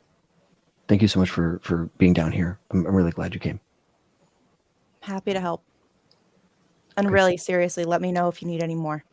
Yeah, I will. And she like, keys the door shut, and you guys are back in this hall. Again, smells of accelerant. And as you're kind of making your way maybe out of here, you see the maintenance crew coming in, and looks like there's about 5 or 6 of them with welders and cutting tools and all kinds of stuff to try and clean up this mess, as the day shift has begun for the maintenance crew, and they must now patch back together and fix this hallway as best they can with the materials they got. Quick question, Dave. Yeah. I assume Skit, because you said we get the information as well from the conversation. Do we know any gang that runs red as their color off the top of our heads? No, yeah, there's not like a red coated gang. The Wicks, they tend to wear white, like kind of a nautical, like 2 buttons going down the shirt thing with like a nautical collar thing. They're gonna patch me in an Afghan. No. Yeah, that's right. Yeah, something along those lines. But yeah, just checking to see if that was anybody's color that's known in the building, because that is important information as well. But if it's just random solo that wears a red coat, that's a little bit different. Yeah, right. Actually, if anybody wants to, you could do like a local expert to see, or if like if there was like a rumors. Well, the media is the one with the rumors, so maybe later on we'll catch that. Mm-hmm.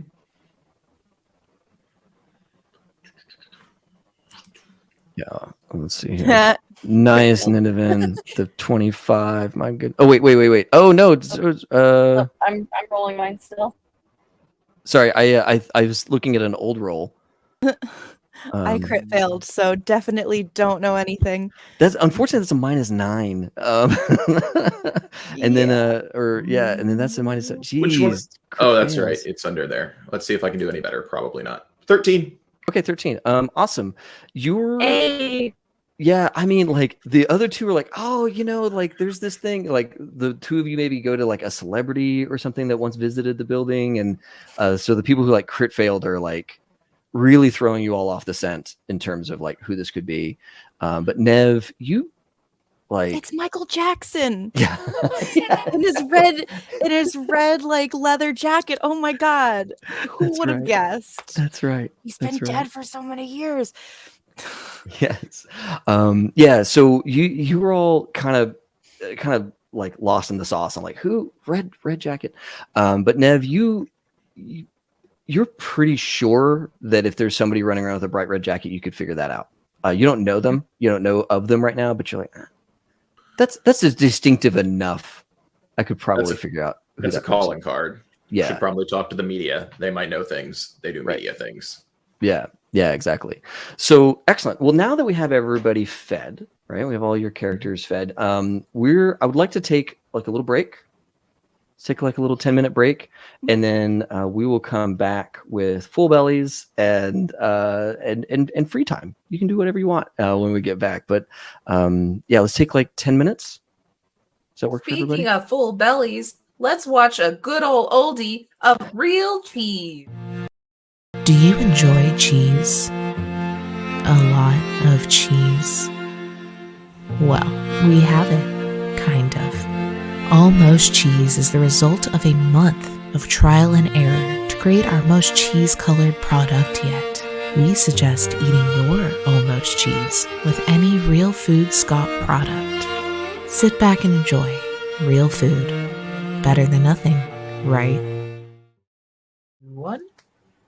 Awesome. Welcome back. All right. So we have successfully gotten either food or money to get food. We are one step closer to no longer being gutter punks, which is usually the goal when you're a gutter punk, is get out of that situation.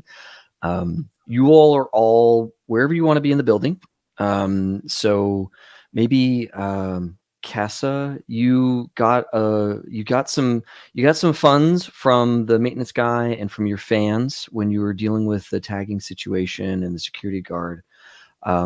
Where would Casa go? Or sorry, not where would Casa go? Where would Mai go next in terms of her journey before she goes back to the community in the maintenance void? May would maybe just stroll around, like just walk around, see what's like. If there's any art, then she would just kind of follow it. She kind of wants to see if I don't know if there's any new artists up or something. Yeah, I would say that like there's gonna be other people who are tagging in the building, right? In Ascension. And without rolling local expert or anything like that, this is kind of your business, right? Like knowing who else is around, and you're wandering the halls, and there's this one artist who does like these really cool tarot card scenes, and so you're kind of in her sector. Right? Maybe it's like sector 3 or something like that, just a little bit below where you normally live. And she's got this really, really like beautiful like purple and gold card that she's recently like stenciled onto the wall of the Joker. It looks like the Joker is emerging from the wall itself, right? That it's on. So like she clearly planned that this was the spot that the card would go. And this is like, you've watched her evolve over time. You've never actually met her, but you've watched her art evolve over time, and she has this kind of like, she started to incorporate the space itself into the stencil work that she's doing. And it's always tarot cards. It's always in kind of this sector.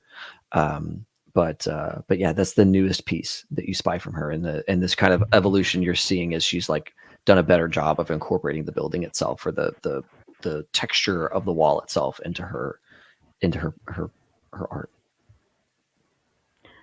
I think I'd be really impressed. So I'd like, maybe I'd go up to it and kind of just tag like a tiny small like smiley face, but then like some drinks next to it, like kind of inviting her to meet up at some point, because I would be kind of interested to actually meet her. Cool. That's fun. I like that. Like just a little communication through the paint kind of thing. Awesome. Love it. Yeah, we'll follow up on that because that's fun. Yeah. And with that, you're able to kind of head back to the group. Before we do though, can you describe for everybody, what she looks like and kind of how she presents herself to the world when she's away from the, what's her community name again? Edge Squatters. Her name May. Oh no. Oh, Edge Squatters. The community. So before you head back to the Edge Squatters, how does May present herself? So May looks different to how she acts. She's got like baggy leisure wear on, so comfortable, like high tops, and just like a hoodie, cardigan, but then her art style is also kind of like a bit dark and like cynical, but when you talk to her, she's quite like friendly, and yeah, she's got short hair, and she just looks really plain, like you wouldn't really notice her, so it kind of contrasts with her art because it's quite explosive and like a bit like, what's the word, it invokes feelings, but when you look at her you really don't like notice much. Yeah, she's very like unassuming, easy to like scan over in a crowd, wouldn't stand out kind of thing. Yeah. Excellent. Yeah. Awesome. Let's catch up with Raina and Paris, our cat burglars. You all have made your way back through the ducks, right? You've paid Jeremiah Jr. In cheese and meat for his distraction in the market. Things. Yeah. He doesn't know it, but he's on like the South Beast diet just because that's the only thing he wants to eat. It's cheese and meat. So you all you're headed back to the ducks, and you crawl out of the air handler like ductwork, and Keanu is there. I immediately give him another kiss on the forehead. Yeah, he A little scratch in his shell, like, thinking, I don't understand animals. while you're scratching his gargantuan shell, he like rolls over so you can get his chin, Like, oh, okay. His little air bubbles out of his turtle snout, come up, and then he like eventually turns back over and expects food. Oh yeah, I'm gonna feed him the lettuce and like do like an airplane noise every time. Beautiful. This just turned into me and Taylor being lesbian moms of a turtle. I'm here for it. This is great. This whole time, like, unfazed. This is totally just every single day. I don't care. I'm just like keeping an eye out, see like who's like wandering by. There's some easy like pockets to while they just walk by. Just like waiting until Keanu's nice and full. Yeah, awesome. Well, while you're down here, you're in you're kind of farther away from the community area, and you're kind of at the edge of your kind of sector of the maintenance void. You know, this is a large floor. Remember, this building is is a few like city blocks. So your area is relatively small for the whole maintenance void. You know, all of floor 13. And in the next sector over, you hear this commotion. Over there in that sector, that's maybe call it like the growth sector. There's in this building, we haven't really talked about it much, but in this building, there's this big living wall of plants that kind of goes through the center of the building. And in that sector, there's always the smell of like rot and of like decay. And it's exclusively in the maintenance area. Whenever you're out in the building near the living wall, it's quite pleasant. You never smell this stuff. But down here, over there in that sector, you always smell this just fetid, rot scent. And so most people don't go over there. It's just unpleasant to be around it. But you can hear there's some kind of commotion over there. Like sounds like there's some people working or opening doors or doing stuff. You just hear the sound of action, stuff happening over there. Not like commotion, but people are working, kind of thing. I mean, I'd probably sneak over there just to see what's going on. Like, I don't want them to see me. I just kind of want to I want to do half of my face just peeking out behind the door. Yeah. Yeah. Give me a stealth roll as you head your way. It's dark. There's some utility to lighting, that kind of thing, but these spaces pretty well. You can manage your shadows, all that stuff. Okay, 12. Awesome. So Paris, you kind of slink over and you catch sight of this one room. It's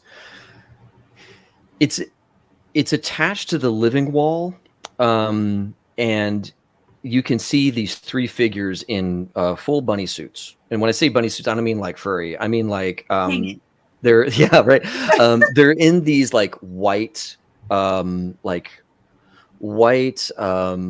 super thin paper that goes all the way around the body, right? And they have these big like rebreather masks on.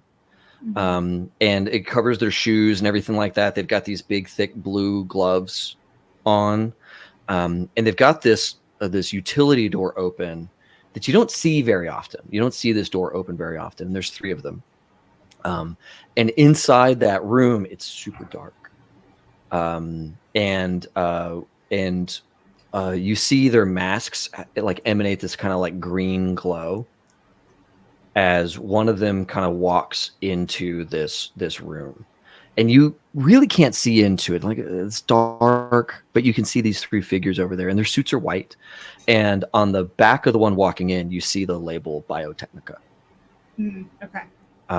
And one of the other ones is clearly a guard. He's got looks like a heavy SMG, just like slung on the front, and he's checking like a data pad. And then the other one is like standing near the door, speaking to the one who's walked in. Okay. But they're all suited up and walking into this space. Or one of them is walking in. The other two are hanging out outside. Would I know what they are doing from being media? Yeah, give me a rumors. Fantastic. Give me your media roll, rumors, whatever you like in there. I love this. Is that in social? I think. Let's see here. Media awareness. Maybe you just roll your credibility. It's under roles, under skills. Is what if it's a role attached to it, it's going to be in the roles. Yes. Okay. Cool. Yes, I see. Yep. Hold on. Where is it? Let's see here. There it is. Got it. Okay. Can I do it, please? Thank you. Can it roll it for you? It's not. Okay. No worries. No worries. What we'll do instead is, I guess, just give me like I'm going to click on social. Let's do like. Oh, wait. Did I? Nope. Okay. So sorry. Go on.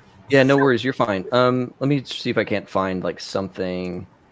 So it looks like it's just stat plus like your credibility stat plus whatever relevant skill. So you basically just get to add that to a persuasion or add that to. Oh, neat. Okay, it's cool. The rumors. Nice. Well, then let's do like a. Let's say you would have gathered this off of like a conversation at one point. So do like social under the social category. Yeah, conversation, and we'll add a 4 to this. Okay, so a 25. All right, yeah, you're pretty clued into what's going on then. Biotechnica manages the living wall. And the reason why this area always smells of rot and fetidness is this is the mushroom room. Got it. So this is where all of their like, this is where they go to break down materials, right? And this team is probably there to monitor. Rumor has it that they will bring biological material of large sizes into this room to feed to the mushrooms. Some people claim it's bodies, some people claim it's animals, some people claim it's just like plant material, because who knows what kind of mushrooms are in here. But that's the crew that you're looking at is not like a feeding crew. It's a maintenance and like observation checking in crew kind of thing. And this is also where Tin Can gets all of her dirt. Got it. She comes down here and like off their little boots, they'll drop a little bit of dirt and she'll come in here and like, gather up as much of it as she can. And she uses that to feed her hydroponics. Mm-hmm. Okay. Gross. So nothing good in there, I guess? I mean, I cannot say if it's good or bad, but it's pretty neutral. Not really our problem right now. Oh, okay. Yeah. Fine by me. Yeah, it's just really gross. So. Yeah, nobody knows what's in there. What is our problem right now? I mean, where do we start? Abject poverty. Right, we're good on food for the day. What does Paris look like? What did we get a description for Paris? Oh yeah. No. Paris is is Hispanic, and she has half of her head is white and the other half is black. And she has like long hair. And she's always wearing a blazer, like very professional wear, so that she's always ready to like jump in front of a camera and do like a newscast, even though that's not really exactly what she does. She's always ready to be on for the audience. Yeah. Yes. But like very professional, like no matter what she's talking about, it could be the most ridiculous thing and she will have a very professional face about it. Yeah. So That's awesome. And Raina, you're there with her and Keanu, the sea turtle. Yes. What's Raina look like? Yeah, so Raina is very small, hence why she's very good at stealing things and and climbing through ducts.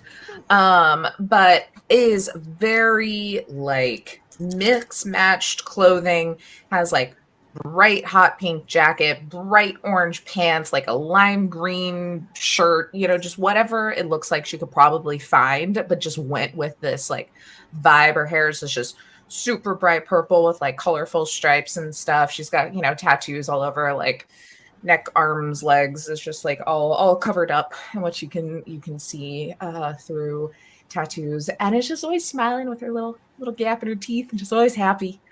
I think I literally rolled the personality of fluffy headed. So that's what she is. That's and awesome. Yeah, like 5'1". She probably got some like platform sneakers on, so a whole like 5'3". Yeah. And good. Just like the size of my arm. Because Real good. We eat stolen kebabs. Kind of whenever you can. Yeah, excellent. Excellent. But yeah, I mean, you wouldn't know. He doesn't get her down. She's just like constantly, let's That's go, awesome. gang. Yeah. Yeah. And I think she's just looking to Paris for like, what do we do today? fully lost. Right. So we can avoid the mushroom area. Yes. Yeah. We can I like just that plan. we can definitely, take Keanu for another walk later in the day. I like to get all my gossip doing that, People don't think that, people pulling a turtle are listening, but I'm always listening. So Well, unassuming. It really disarms people when they're like, is that a sea turtle I'm seeing? Yes. It is. What is this? I'm going to say when you have Keanu back in the space for Edge Squadron. I have to get used to the name. When you get back to the community area, someone has figured out how to set up like a lap tank or something, like a little bit of flow, so that Keanu can like swim a little bit. I mean, like Keanu's got like a one lame flipper, so like can't really get up to speed, but at least do a little bit of sea turtle, exercising, right? So it's time for Keanu to do his laps. What is Finn's tech character's name? Oh yeah, C43, I think, or did what was that? I said that's beautiful. If that is. No, I think he has a Cal. Kale. Yeah, it's Cal. Yeah, Kale. Kale. Yeah, we were like, please make him a little swimming tank, please. Yes. Yeah. So you all head back, and just to catch in with Nineveh and Skit and Nev, you're all kind of leaving this Sector 2 burned out area. Where do you all go next? I know Nev will want to head back to the apartments that the real Voodon hang out and let them know what's going on, because that's a territory change. That's important information they need. Yep. And they're more than happy to accompany him because he is frequently seen with most of these people anyway. So it's not like it's out of the ordinary for him to swing by. Sure. With at least Skit in tow, and probably Nemo from time to time because known fixer. But that's his goal. They don't have to accompany him, but given the fact that Skit and Nev do things in the morning together, this might be part of the regular routine. Probably, I would assume at this point in time. Yeah. After you're done with patrol, you come back and let them know what new information has changed. Yeah. Yeah, sounds good. Anybody else doing anything else out of the three of you? I guess at some point I know that Eva wanted to go to the market, so I'll wait for that. But I definitely will give like info to Nev to take back to the gang headquarters, because I would rather have them in charge than other people, so I work tight knit with them. Yeah. To give them whatever they need. So kind of give them what I've got in stores right now, or what's coming in to take back before they go. Okay. Yeah, so maybe you and Eve go. Is it Eva? Yep. Eva. So maybe you and Eva go to the market, split off, and send Nev and Skit up to the apartments.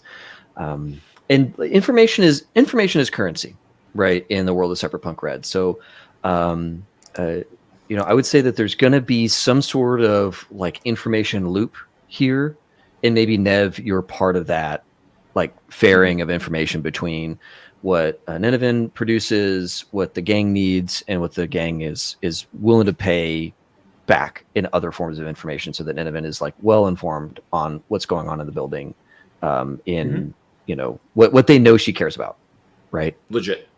Makes sense. Yeah. Awesome. So yeah, you guys split up, and Nineveh, you head to the markets with Eva, and Skit, you and Nev head up to the apartments. They're going to be up in probably like Sector 10, which is going to be floor 15 kind of territory, and they've got like a little workshop and a budding little tech apartment. So it's they're really just getting started on getting established, and that's where you all head up. I assume we don't have another med tech in house, and we're probably contracting Skit for any time somebody needs a plug. Yeah, I think your gang is like 6 people right now. Sure. Right. There's two or three that you're pretty tight with that you know really well, and there's another 4 or so that like them, you run with them, but like they're not friends yet. Sure. Yeah. Sounds good. All right. Well, yeah, we'll just swing by, drop off the information, see if they've heard anything that I need to pass back to Nim, and see if they need any other services before we go and get food. Because Skit got paid, so we're gonna go eat fairly. I assume we're gonna eat all right. We're not gonna blow it all on one meal, but right. I'm assuming that Skit gets like, if all of us are splitting it, like if we're splitting it 3 ways, she'll get a little bit more than the 2 of you since she did the actual work. Yeah. Sure. And I think that the handoff of info is pretty clean and easy, right? I mean, this is like practiced at this point. I think they would. I think to pay into this, I'm just going to say that they give you a rumor, and then later on you can just cash in that rumor. Awesome. Right. And then we'll just use that thematically however we need later on. Sounds good. And yeah, you guys all go get some food, and Niven, the shopping in the market is nice, right? So Eva, she doesn't live down in the community, but she visits you all the time, right? And it's really nice being with her because it kind of reminds you of what it was like before your family had their problems, right? And she never makes it like, she just loves your presence, and like you always get that sense that like for her this is really important, of just like retaining that like that friendship that you all have, that relationship that the 2 of you have, and she just loves like shopping and working through this stall with you as you both like maybe enter and like divide, right? And like pick out things, and like she has a strategy to the way that she goes about this, and like her shopping habits here, and like how she wants to negotiate for whatever it is that she truly wants out of the shopkeep kind of thing. Definitely. And so yeah, I think, help with whatever. Go ahead.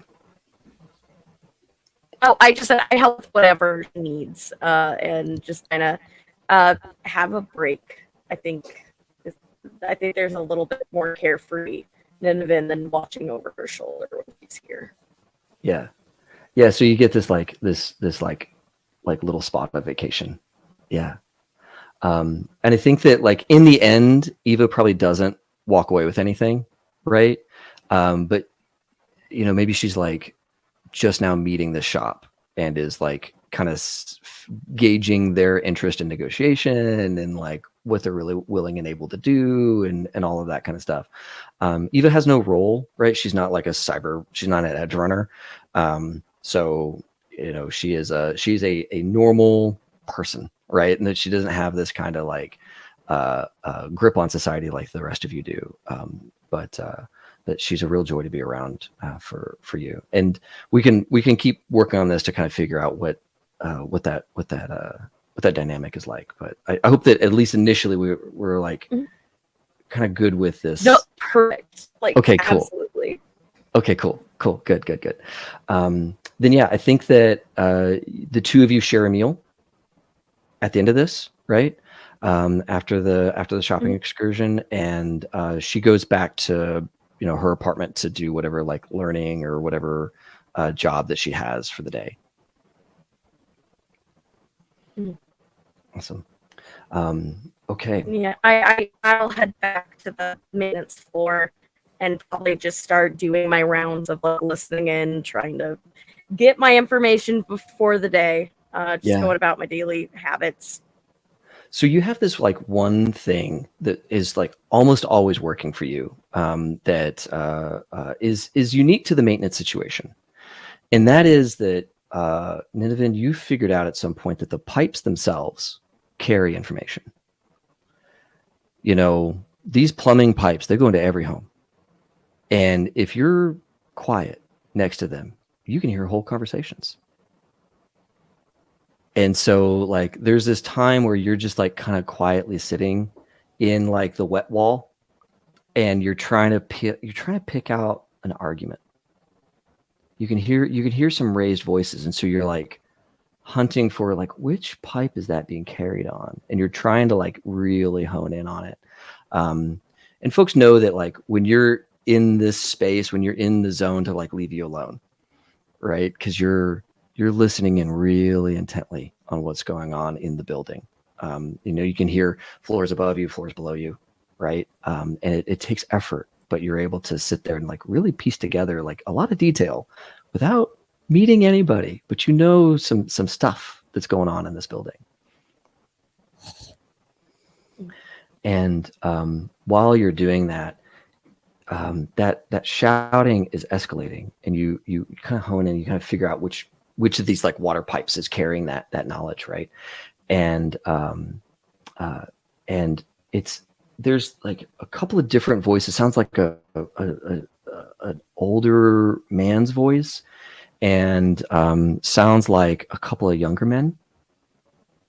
And then it gets quiet, and then you hear must have been gunshots coming down this line, and then there's a lot of shouting, more voices now than you've heard before, and you're all kind of in this space, right? But Nineveh, you're the one that's like really clued in, right? So everybody, you're all kind of around, and you're maybe some of you can see her like leaning in as she's like listening to this report happen. And you hear 3 distinct shots. And then you hear just a blood curdling scream come down this pipe. Like somebody is mortally wounded, and is in a lot of pain for about 3 seconds. And you're kind of looking at this pipe. It's going up, and it's like one of the bigger ones. So it's going up a ways, and you're listening. And there's a bit of quiet, and then there's a bunch of gunshots. And now some of you in the common area, you're hearing like very distant pop, pop, pop, pop, pop, pop, pop, pop. And Tin Can kind of looks up and is like, shit. And all of a sudden there's this, one of the aspects of your space here, of your like common area, is you'll have a catch-all. You have this, remember I showed you earlier the big bulk trash things? Well, that's a really good way for a bunch of people who are living in the way you are to like get stuff, right? So there's this big bulk trash chute that runs right down in your sector. And someone somewhere long ago fashioned like this cargo net that is just, you've opened up the shaft and you've hung this cargo net so it can catch stuff. And if it sucks, you just push it back in, and it goes on about its way. But if it's like furniture or useful stuff, like that's probably how Tin Can got a lot of her gutters and a lot of her like stuff that she's using for hydroponics. And that's how you guys have gotten like some tables and things, is this catch-all just sometimes just gets good stuff. And up above, several floors above, the door opens and you guys can hear lots of gunfire echoing down this tube. And there's rustling up above. And there's this like kind of moment where everybody's looking at each other, wondering what to do, if anything. And before I describe anything further, does anybody have something in mind that they want to do? Yeah. Okay. I'm gonna get near the thing and pull my shiv and kind of blend into the side. So if somebody comes barreling out after they hit the net, like alive, if they're trying to use it to escape and they don't know the net's there, sure, like they don't fucking shoot up the community.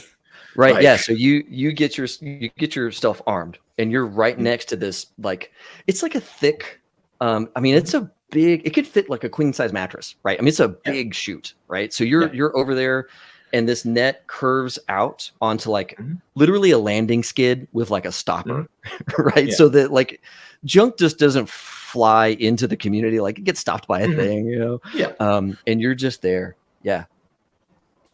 Anybody else? I think Raina had a completely different thought and was starting to scurry over to where the chute ends so she could be first to grab whatever comes out, and then sees Nev and is like, oh, yeah. And it will just like still be the closest to where the chute ends, though.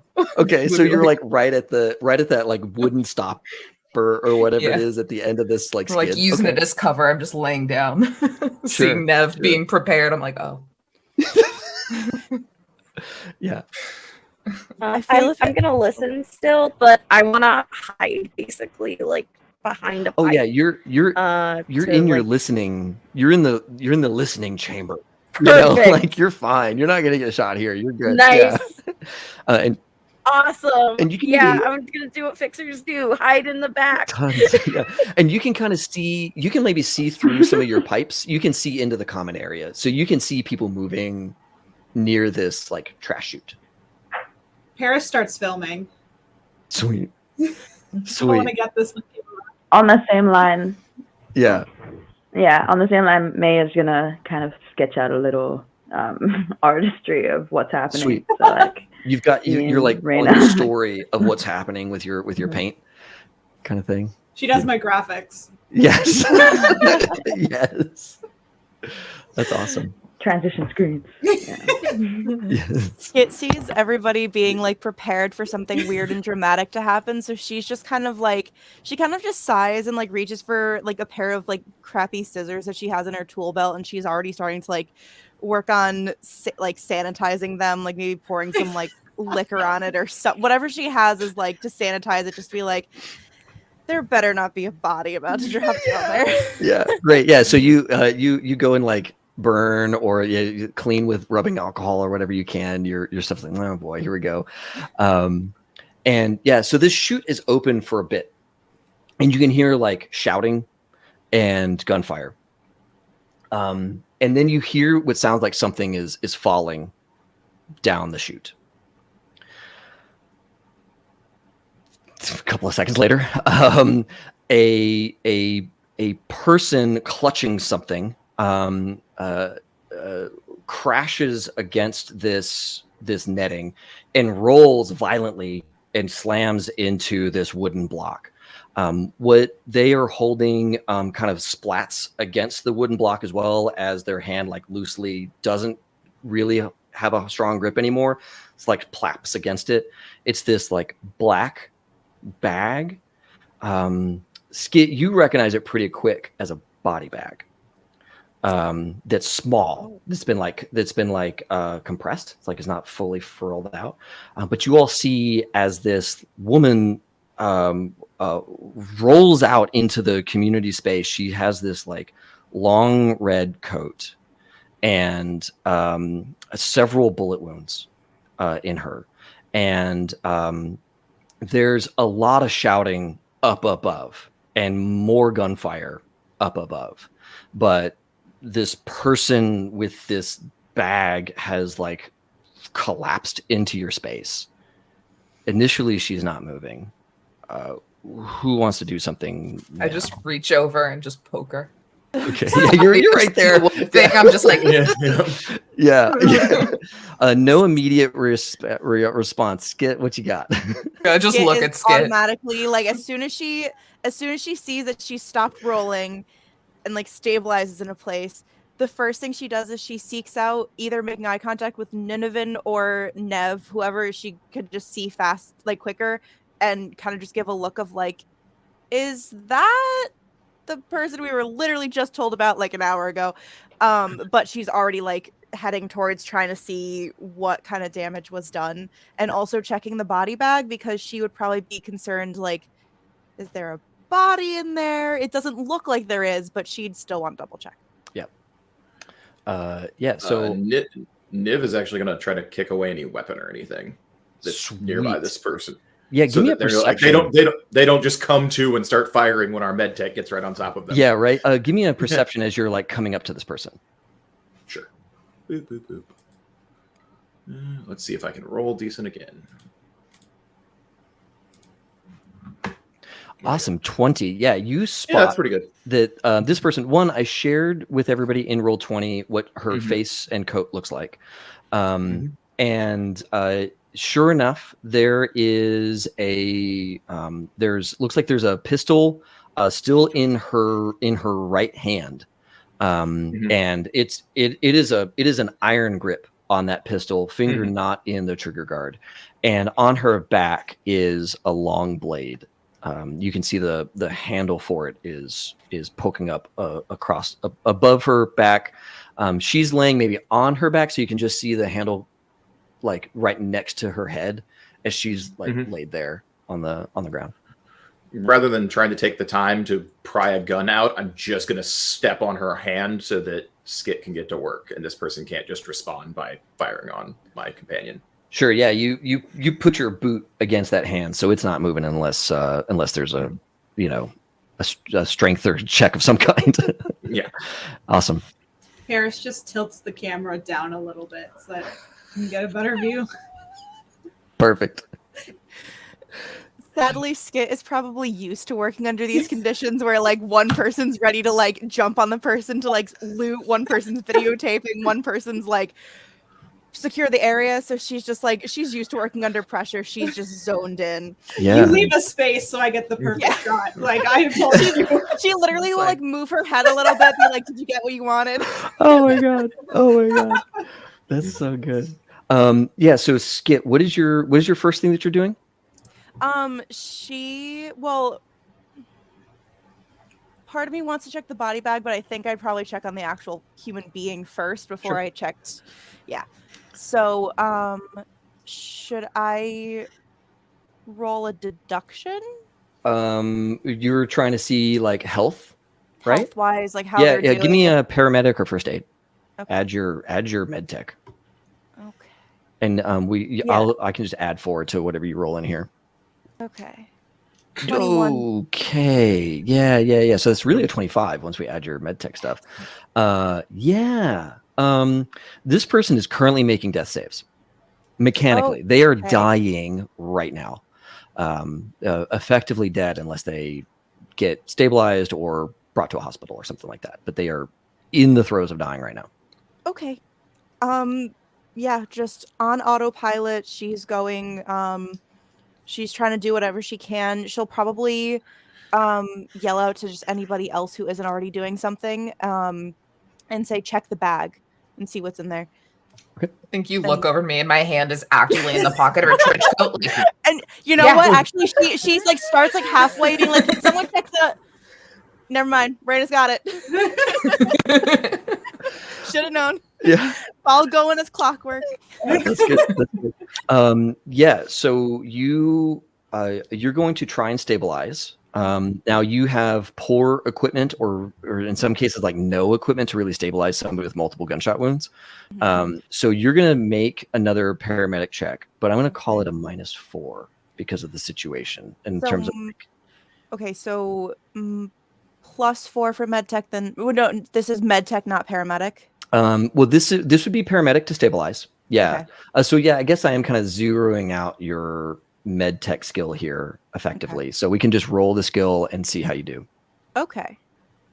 I crit saved. All right. Yeah, you crit. Good job. So even though she's like in this terrible situation, you wrestle back a heartbeat. She's bad, in a bad place. She needs a hospital with the wounds that she has, but she's not going to die right this second. That bag that you're looking at, it has a pump attached to it. And that is a cryo bag that you can use to transport somebody medically while they're like cryogenically suspended. Well, isn't that convenient? Yeah, except when you open the bag, there's a head inside. And this head looks like Nev, you've seen this guy before. This is a 50-year-old, 55-year-old ish voodoo boy of the Jinao old the Jinao Voodoo Boys. Yeah. Do we want to explain that to the viewing audience at home? Yeah. Distinction for people who haven't seen or know the transition of this situation. Yeah. You want me to do it, or you got it? I'm happy for you to do it, because I think that Nev will have a very specific response to this moment, and I'd love it to come from you. Sweet. So for lore reasons, for everybody who's watching the stream, in 2020, in the original Cyberpunk, the Voodoo Boys are kind of culture vulture white dudes that took voodoo culture and used it to make a gang out of because they thought it was fun. Yep. By 2077, for those of us that have played the game, they'll notice they're people from the islands, like Haitians, Jamaicans, Dominican Republic individuals who have taken back their culture. During Red is the time period that is actually going on. It's going down right now. Right now. Yeah. We're chopping people up right now. So Nev's response to the head in the bag that I know is to just take the head out of the bag very casually, like it's not a big deal. Like this person dying is nothing that he's not. He's like, Yeah. Like, so you, Nev, you reach in, and this is a face you know. Mm-hmm. This is a leader of the local chapter of the older Voodoo Boys. And Janelle, if you're looking for an island term for dishonest, Janelle would be it. Genal. Pronounced Janelle. If you're looking for the Jamaican slang. Love it. Fossey, I believe, if you're looking for a more Creole term. There's a couple of fake or phony or dishonest terms that would apply in this situation. I think Janelle is good. We can roll with that for the game. So you reach in to pull this out, and this guy is attached to the cryo system. So there's cabling, there's pumps going on. And also there's a bunch of wires coming out of his head, out of the back of his head, and attached to those wires is a cyber deck that has a bullet in it, like a bullet hole in it. And so as you're ripping all this stuff out of the bag, there's this like just mess of cables that makes it really difficult. So does Nev stop, or does he yank? He looks to Skit and be like, how do you make this work type of look? Like, this is not my bailiwick. This is not my wheelhouse. But this guy being dead is what I want, clearly. Yeah. So that guy's completely dead. Then she's just gonna say, "Just take the head out. I'll take care of the rest from here." Well, so Nev would know. What you would know as a cryo bag. He is dead, but his head is being cryogenically preserved. So he died, and somebody stuffed him in this system to keep some part of him from decaying rapidly. Have you ever heard of people like getting their heads cryogenically frozen? Yeah. Right. So like maybe one day they'll because he's gonna come back one day. Yeah, exactly. Like that thing. That's effectively what's happening here. Now, it doesn't look like he was a willing participant. If you look at the look on his face, he was not a willing participant in this exercise. But that's currently the setup. Is he's using what this person needs, and you got to kind of pick one. I mean, Nev kind of looked like he didn't care that the guy died. But is he are you okay with the potential of not being able to bring this guy back? Yeah, all day. Nev just looks at you and goes, "This Fossey fool, go now." Basically is like, I'm just looking over there. If you want to save this person, you have the tools. I just don't want to ruin your bag, because he knows his violent responses to cut him out, and that could ruin the bag. I'm just looking over there, and I see the equivalent of opening Lucky Charms commercial in the gold and angels singing. So I'm just staring at the cyber deck, just with the, looking at the whole head, just take the head out. It'll be fine. Just I'm gonna, as they're taking the head or something, I'm just gonna come over and say, Skit, can I talk? The one that's shot, can they talk right now? Because I think we got some questions before they go to sleep. We got them stabilized, but I don't think they're like conscious. Yeah, so this person, she is still unconscious. Mechanically, she has 1 hit point, and she's not going to come to until she gets hospital care. So there'll be some like days where she's just out, and then eventually she'll come to.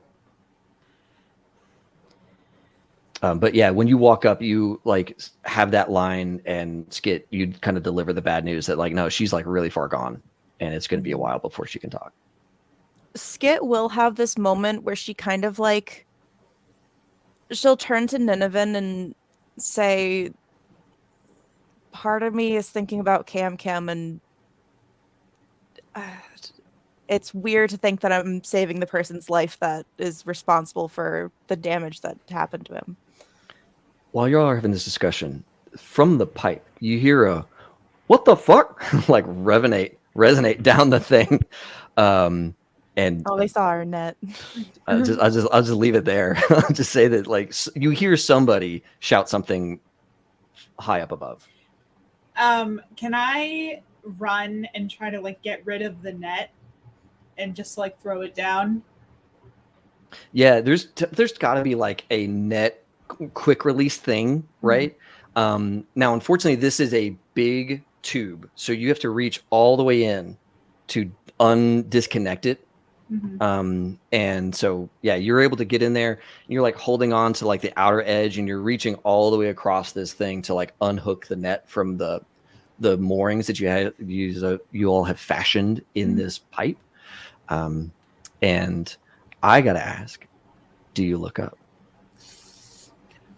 Yeah, I think at the last second I do. Awesome. So yeah, you're like looking down. You're like, don't, and you're like unhooking the thing. And like for the last second, you look up, and there is this like black metallic head with a single red light, like red circular eye, looking down at you, and it doesn't say anything, and it just like backs away, and you don't see it anymore. I don't think that's going to be a problem, guys. It's fine. Just some maelstrom. What did you see? And you've got the net disconnected, and it's pretty easy once the net is disconnected to pull it into the room and shutter the thing. Yeah. Cool. Do we run? Hello?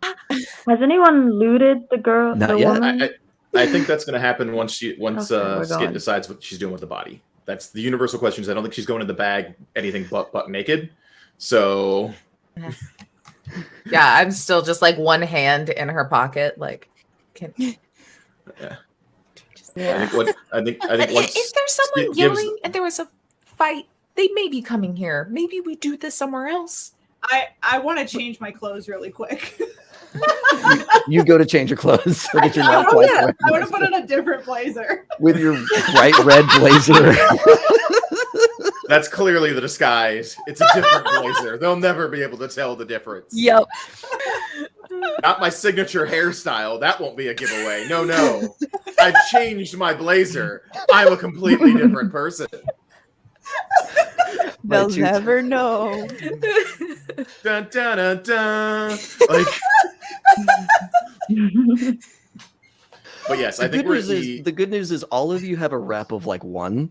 So it's not like the building knows you, right? So whoever this was that saw you, it's going to take them a while to really find you if they're looking, right?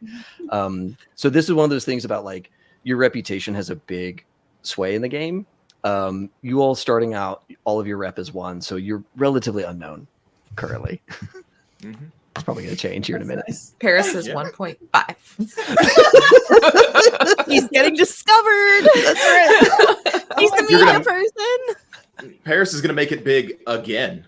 Yes. Like return from the fall from grace. Yeah. But yeah, no, I believe the key point is once Skit either tells us that she's saving this person or not, I think it's going to turn into like vultures at a corpse, and we're just going to strip the body down. But until Skit gives them, No, it's always been clear that Skit literally just did everything to make sure she was stabilized. She's not going to just let the person die now, but at the same time, like, she's just conflicted because she also just knows that she's saving the life of the person that literally is responsible for the damage that she just healed this morning. Mm-hmm. I mean, we can always just drop off the low hit point body later after the hospital stay back to that family, and what happens.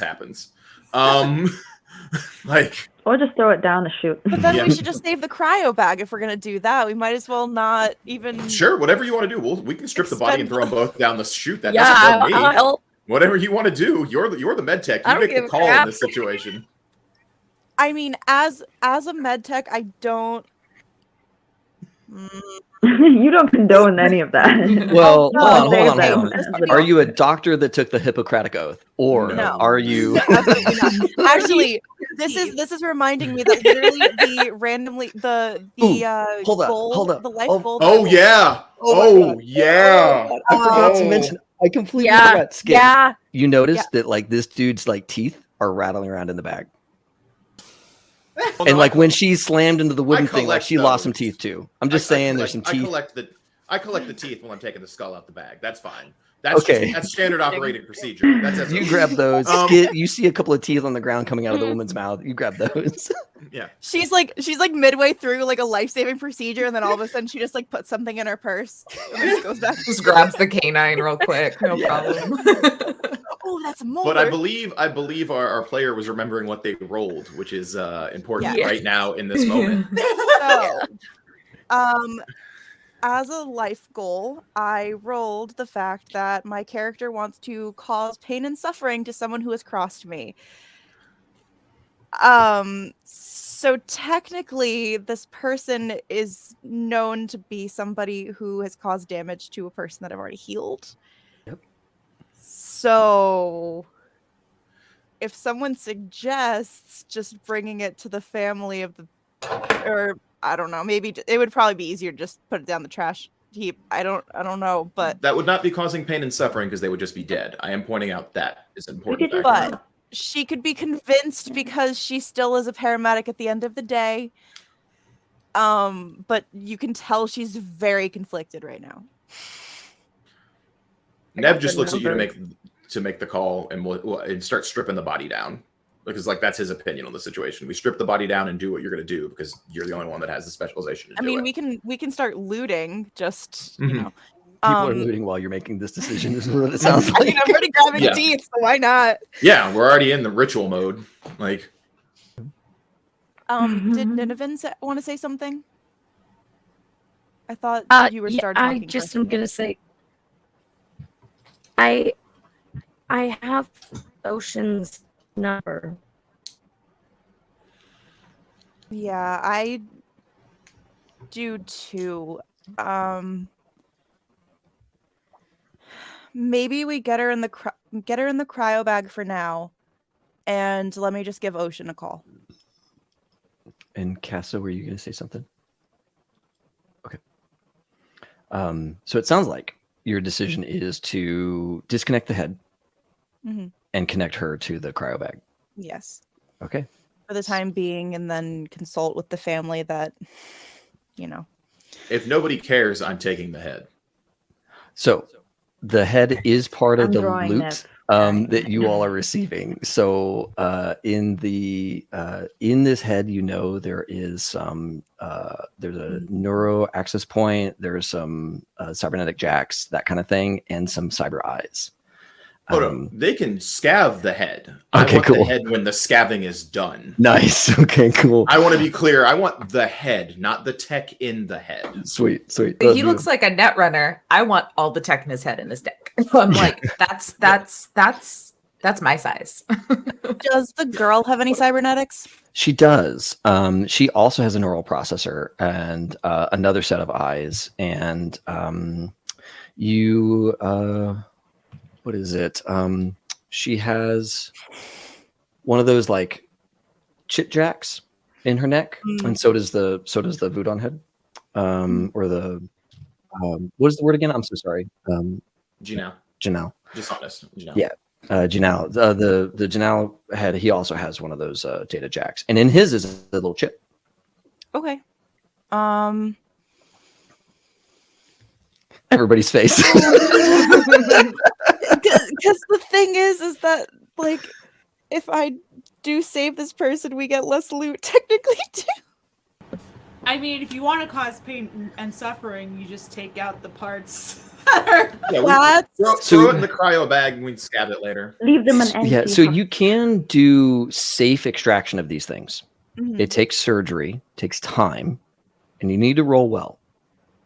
But you can safely extract all of these things from her without. I mean, she'll be blind, but she won't die. Pain and suffering. She has 1 hit point. Would that not kill her if No. I was already doing Mechanic- surgery to her? No, Not it's mechanically how it works. Weirdly enough, yeah, it's one of those things where like if you throw her down the trash chute, she's gonna die, right? If you shoot her, she's dead, right? Mhm. But like if you, as a medical professional, carefully perform surgery successfully, she can live from this. Successfully. If you fail, I'll just tell you now, she's gonna die. But if you roll and you do well, she could live through all of it, minus her implants.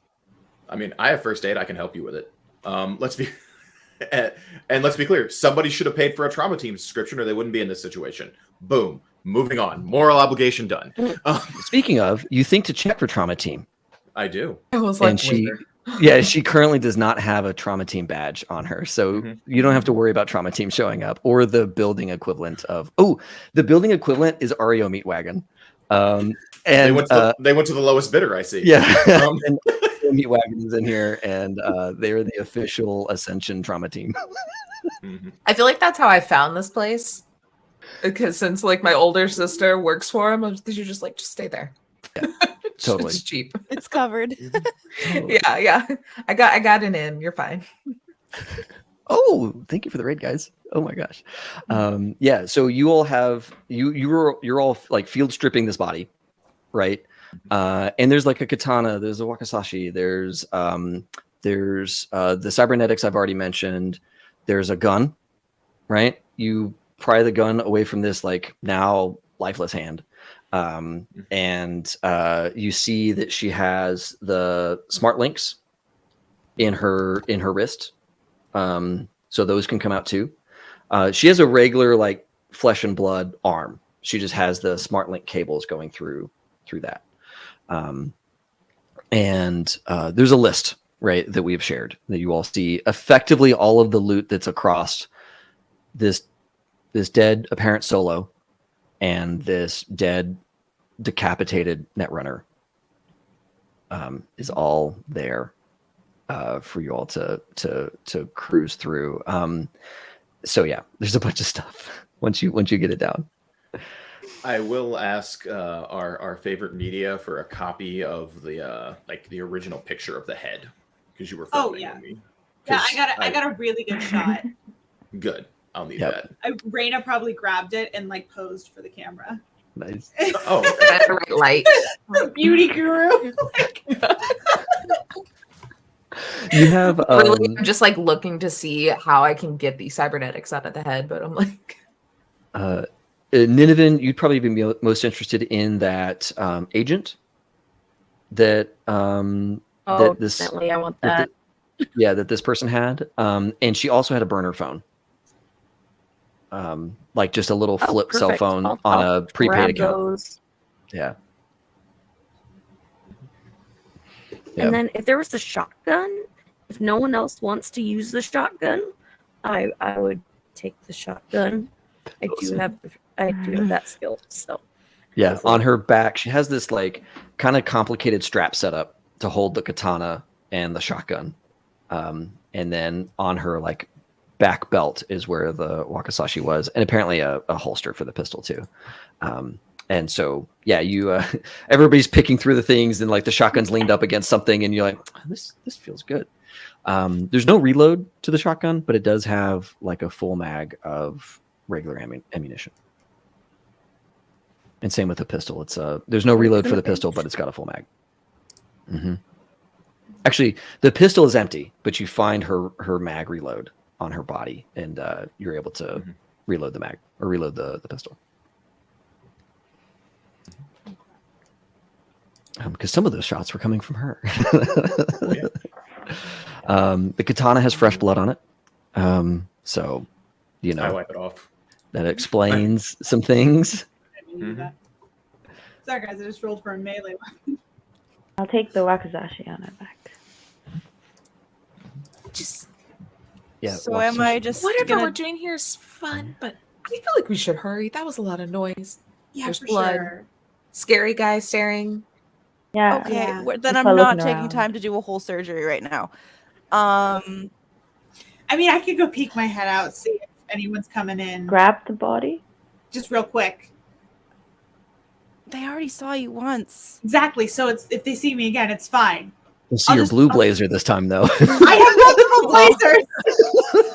Who is that totally different person? Yeah. So you peek. Yeah, I'll do the exact same thing I did last time, where half of my face is just poking out. Yeah. of the Give me a side. stealth check. Give me a stealth check. Like you're now you're Okay. prepped. You're gonna try and like be stealthy about it. So give me a stealth check. Okay.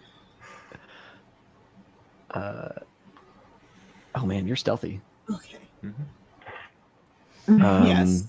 Was this the 18? Okay, yeah. Yeah, you very, very quietly like peel away that paneling you guys use for the catch-all, and you kind of just with your eye look up, and you can see that like chromed out red, like one red eye form is gone. But you do see two people up there, male, female, presenting, right? Both of them. They're kind of looking in, and you can see they've got the like white collar of the lighthouse gang, and those like buttons, those brads coming down. And they're like, "Where does she go? I don't know." All right, well, the Voodoo Boys are going to want to hear about this. And then they shut the door, and one of you who has the agent, Nidovan. So Nidovan, the agent dings to say that 23 Eurobucks have been deducted from her account for disposal services. Because this thing has been open for probably 23 seconds. Oh, I have access to her bank account. Well, you get the alert. Yeah. He will figure it out. There's a Yep. hope. Yep.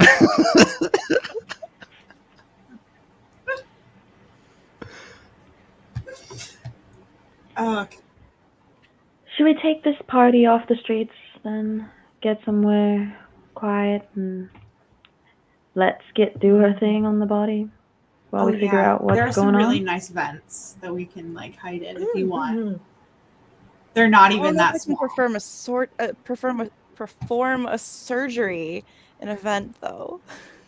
If you get at the junctions, there's some pretty big spaces. Yeah, and there's like some parts where like the light comes down through grates, so you'll have like a really cool like zebra view. It's very moody, but visible.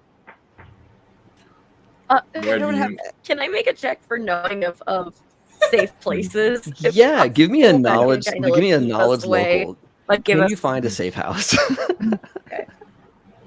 A safe house you all can get to, right, and negotiate your way into. Because not like you all have a safe house. This would be something you'd have to negotiate.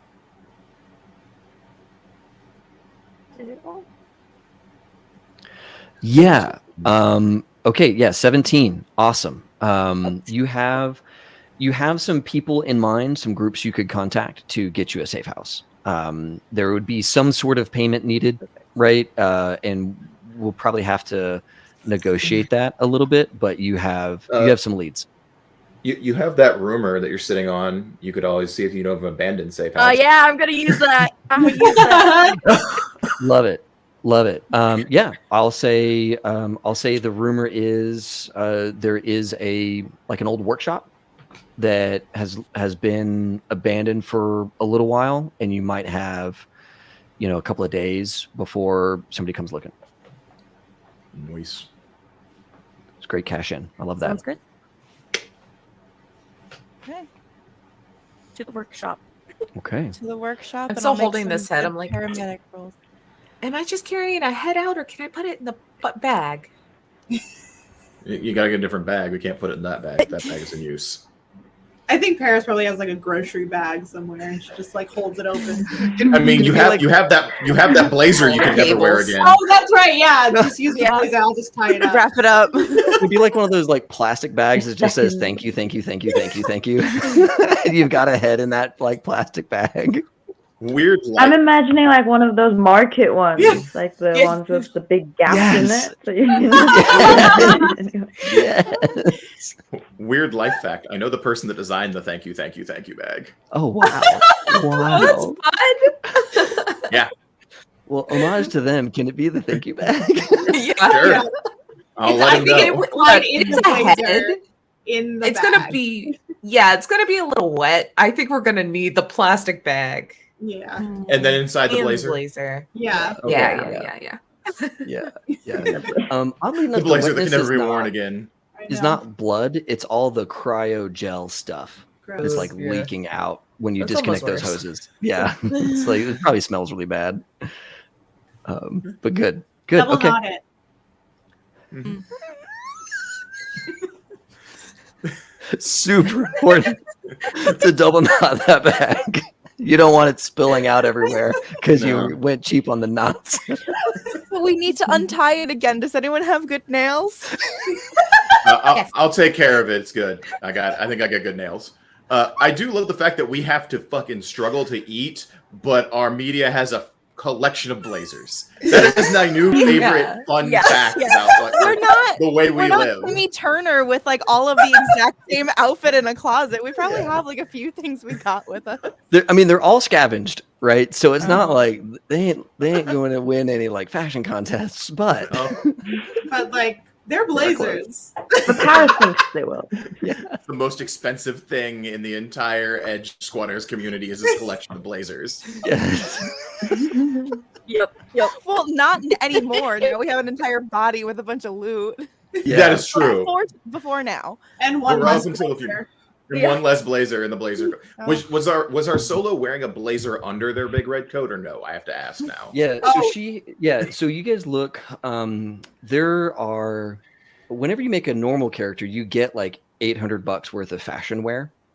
So like clothing and just stuff like the fashion wear, cybernetics, and all that kind of stuff. You can spend all that. She has the like 12 layers of like traditional dress, where each layer is a different color, a different pattern. It communicates something about her status from like her culture, and so yeah, you see all of this like interwoven layer work underneath that jacket, and that's all super fine clothing that is completely ruined So because no it's blazer. full of blood. I mean, the jacket If it was is red and covered in blood. Would you be okay with that? If it blended Yes. in with the original color? That's of the blazer? fine with me, actually. One, we have a media graffiti. We have a graffiti rocker boy. You just need that's a canvas waiting to happen. Oh my god, yes. Oh, see, we Yeah. don't have to lose the blazer. We can just paint it. It's true. Yeah. Oh, this is great. Fantastic. Yeah. Yeah, we'll just like wash it in I'll start like, a stripping river real body. quick. Yep. Make sure all the gross stuff is off it. awesome. She apparently Awesome. has an apartment.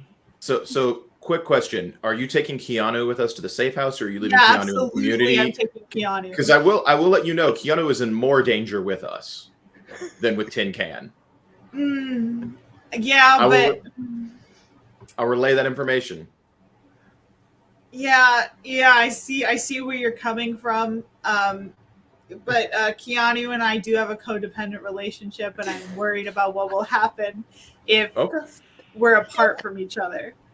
Okay. But what if Cyborg Eye Guy sees Keanu with you, knows, and then look, you know, the movie that we definitely know because his name is Keanu. When the dog gets killed, it's bad business. What if you go for a turtle? Just Yeah, but keep in mind, Keanu is not a dog and has a shell. He has his own armor. So I Come feel like on. He's the safest of all of us right now. I think that he'll be Hold okay. Bring Michelle. Keanu. And genuinely, I don't know what will happen if we're separated. It's beautiful. Oh, May hears like and sees that Paris is like so like worried about Keanu. She'll go up to her and kind of just grab her hand and draw a turtle on her hand. Just so you don't feel too scared. I mean, you might lose him, right? So, but Thank he'll you. always be with you. Thank you for letting me know. I just look at May and nod my head like all I was trying to say without saying it. Like, love you right now. Big hearts. Don't be sad. I mean, okay. No, I feel like I don't know. I don't know. What do I do? Tell me what to do. Rado, do We're you want already to take carrying a body. Carrying a turtle would also be very difficult. How far away Unless is the he turtle from- can hold the body, then he'll be helping. We did. Keanu, around giving him Keanu, hair. like bloop. Just Yeah, I was watching like, all of what? you. Look at his face. We have to take him. With his like big underbite. Like, don't they have like that big like? like He's so. turtle? We have to take him. Come on, look at him.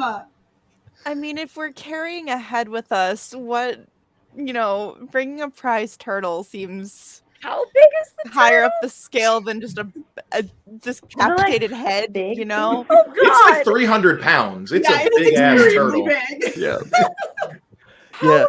Who does anybody have like education or like biology? counting.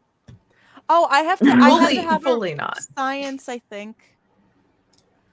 Yeah. Anybody have a science, biology, or education or anything like this? I have I a Should I put animal had- handling this knowing.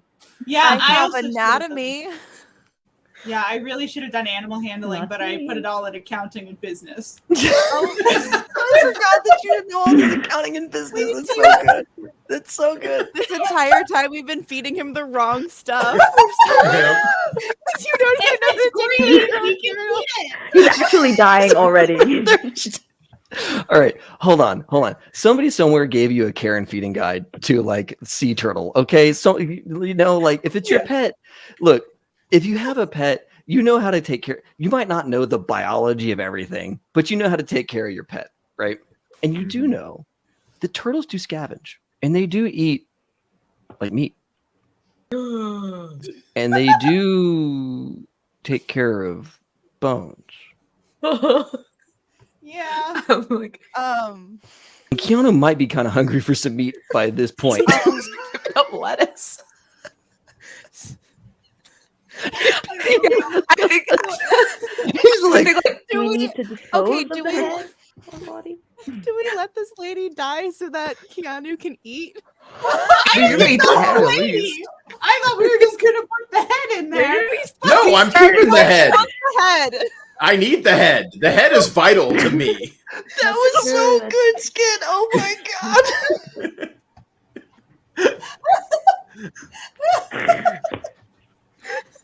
I just You like, were say gonna we live, but started we have when a we're, like hungry fighting. turtle. I feel like the turtle's so alive, well in that and we paramedic resorted check, to. now I have to make a really hard decision. I think I know why Paris wants to I keep like it. Yeah. Keanu around. He's useful, and he's a good boy. Yeah. And he You've done this before. and he can be used for cover. No. I'm not gonna say I haven't done it before. Shield. How do you think I got all these lasers? Wait, oh my god. The tooth fairy lore gets deeper. That's how they get rid of the teeth afterwards. Oh my god. We take the teeth, give the bodies to the turtle, and no one knows. And then you feed the teeth to the turtle to get rid of the teeth, so you don't have to worry about her repeating teeth. Oh, okay. Oh, We need to Lordy. focus up here. What are we doing? What are we doing with? Are we bringing a turtle and a body and a head, or just a turtle, or just? We're bringing Well, all just three because- right now, I Well, think. Yeah, I think all I three think are we happening right decided now. we're We're at least walking. taking Keanu, so I'm just gonna go ahead and like start pushing him out the door. You are. You are taking Keanu. I do Yeah. like how Good luck with the I three. agree with May. Yeah, You are no one else. responsible for Keanu and Keanu's well-being. And Keanu is responsible for your heart. Yeah. Aw. Yes, he is. Yeah. We also now, Keanu's been used for cover as well as just body disposal. It's crazy. I mean, it takes a minute, right, y'all? Like it's not like If he it's not like you have likes a barn full of pigs, right? They'll just go through a person. Yeah. I was That's why you thinking can feed the teeth, but that's about it. Like, No, we got to use the teeth to bribe the. Oh my god. When we Oh, do but get after to the she puts safe it under house, the pillow and you guys take it, then Mhm. then we got so it's not just like a continuous amount of teeth, or Yeah. like a. Yeah. as a side note, when we do get to the safe house and Skip is setting up, I do give Skip the teeth that I pulled, that I picked up, just as a note. I make sure Skip gets their teeth. It's beautiful. Yeah, I think like no questions asked. I just help like get Keanu into the wagon and push from behind while Paris is pulling it, and we'll just follow. So it's like everybody. I guess I'll carry you have who has the head, who has the cryo bag, and you two are clearly. I maintaining technically it. have the head too. It's in the bag on my shoulder. And I'm pushing the cart. Sweet. So I'm hoping I can carry the body bag, but if What's I'll your- carry it for you if you need cryo to. bag, What's your body, Skip? it is 6, so maybe not. I mean, you could do it with effort, right? Mhm. I mean, like you as a medic know how to like medic carry somebody out of a problem, right? Yeah. But it would strain you after a while. You'd Okay. eventually be rolling endurance I or have- whatever. Is there two handles on? Like, Uh-huh. is it a bag, like an actual bag with like Yeah, two the handles? the to be, cryo like- bag, exactly. The cryo bag is intended for you to be able to load somebody in, stabilize, get them secured, and then you've got straps that you can carry with your hands or put on your back, right? And that's how you would move one of these on your own. Is you'd put the whole thing as a backpack with them just like over you. Well, I guess their arms aren't in there, but they're just like dangling over you kind of thing. And that's how you would use this cryo bag as like a field transportation thing. Okay. Can I suggest not to carry it as a backpack because that's kind of sus, and instead we can just hold it like maybe it's paint gear or whatever if anyone stops us or whatever, or like medic gear. Or... You could put like paint stuff on top of it, so if Mhm. anyone opens it. Yeah. And Seems hopefully, like Well, 45. okay. thank you bag isn't like clearly in the defined shape of a head. It I mean, fully it's a is. You can bundle, see it's the nose and everything. I mean, it's a bundle inside of a blazer as well, and the blazer is That's like true, a that's hang around true. bag. I think we're good on the head. How we want to carry, I agree with our rocker boy that we can put some painting supplies on top of it, like make it look like. And who are the two people carrying it? Do we have the med tech and the rocker boy carrying it? Do we have who? Okay. Yep. Okay. I will. I guess I'll take point then and take the instructions of our fixer to get to the safe house. Awesome. So you all get towards one of your exits of the of the place, and the community has been patient this whole time, but they are happy to see you all take this problem away, right? Mhm. Like everybody's chill, right? Nobody's upset, but they're like, "Oh, sweet, good, that's going away. That's really nice." It's like, we got it. Yeah. Push it down. Yep. And you guys get to the exit, and you hear some voices on the other side, peeping the door. Nev, we're gonna end it here, but Nev, you look down the hallway and you see two of the lighthouse gang of the wikis. They're like at the end of the hall, and one of them is talking like talking on their phone, and it's like, where? And they're both kind of like looking around, like looking for something down this hallway, and they're generally walking towards you all. Cool. And we'll end it here, as you all now have a head, a body bag, a giant turtle in a water tank, and the 6 of you with new gear. And we'll get to see how quickly you can get those tools to bear when we come back next week. Don't be suspicious. Don't be suspicious. Don't be suspicious. Oh, it's good. It's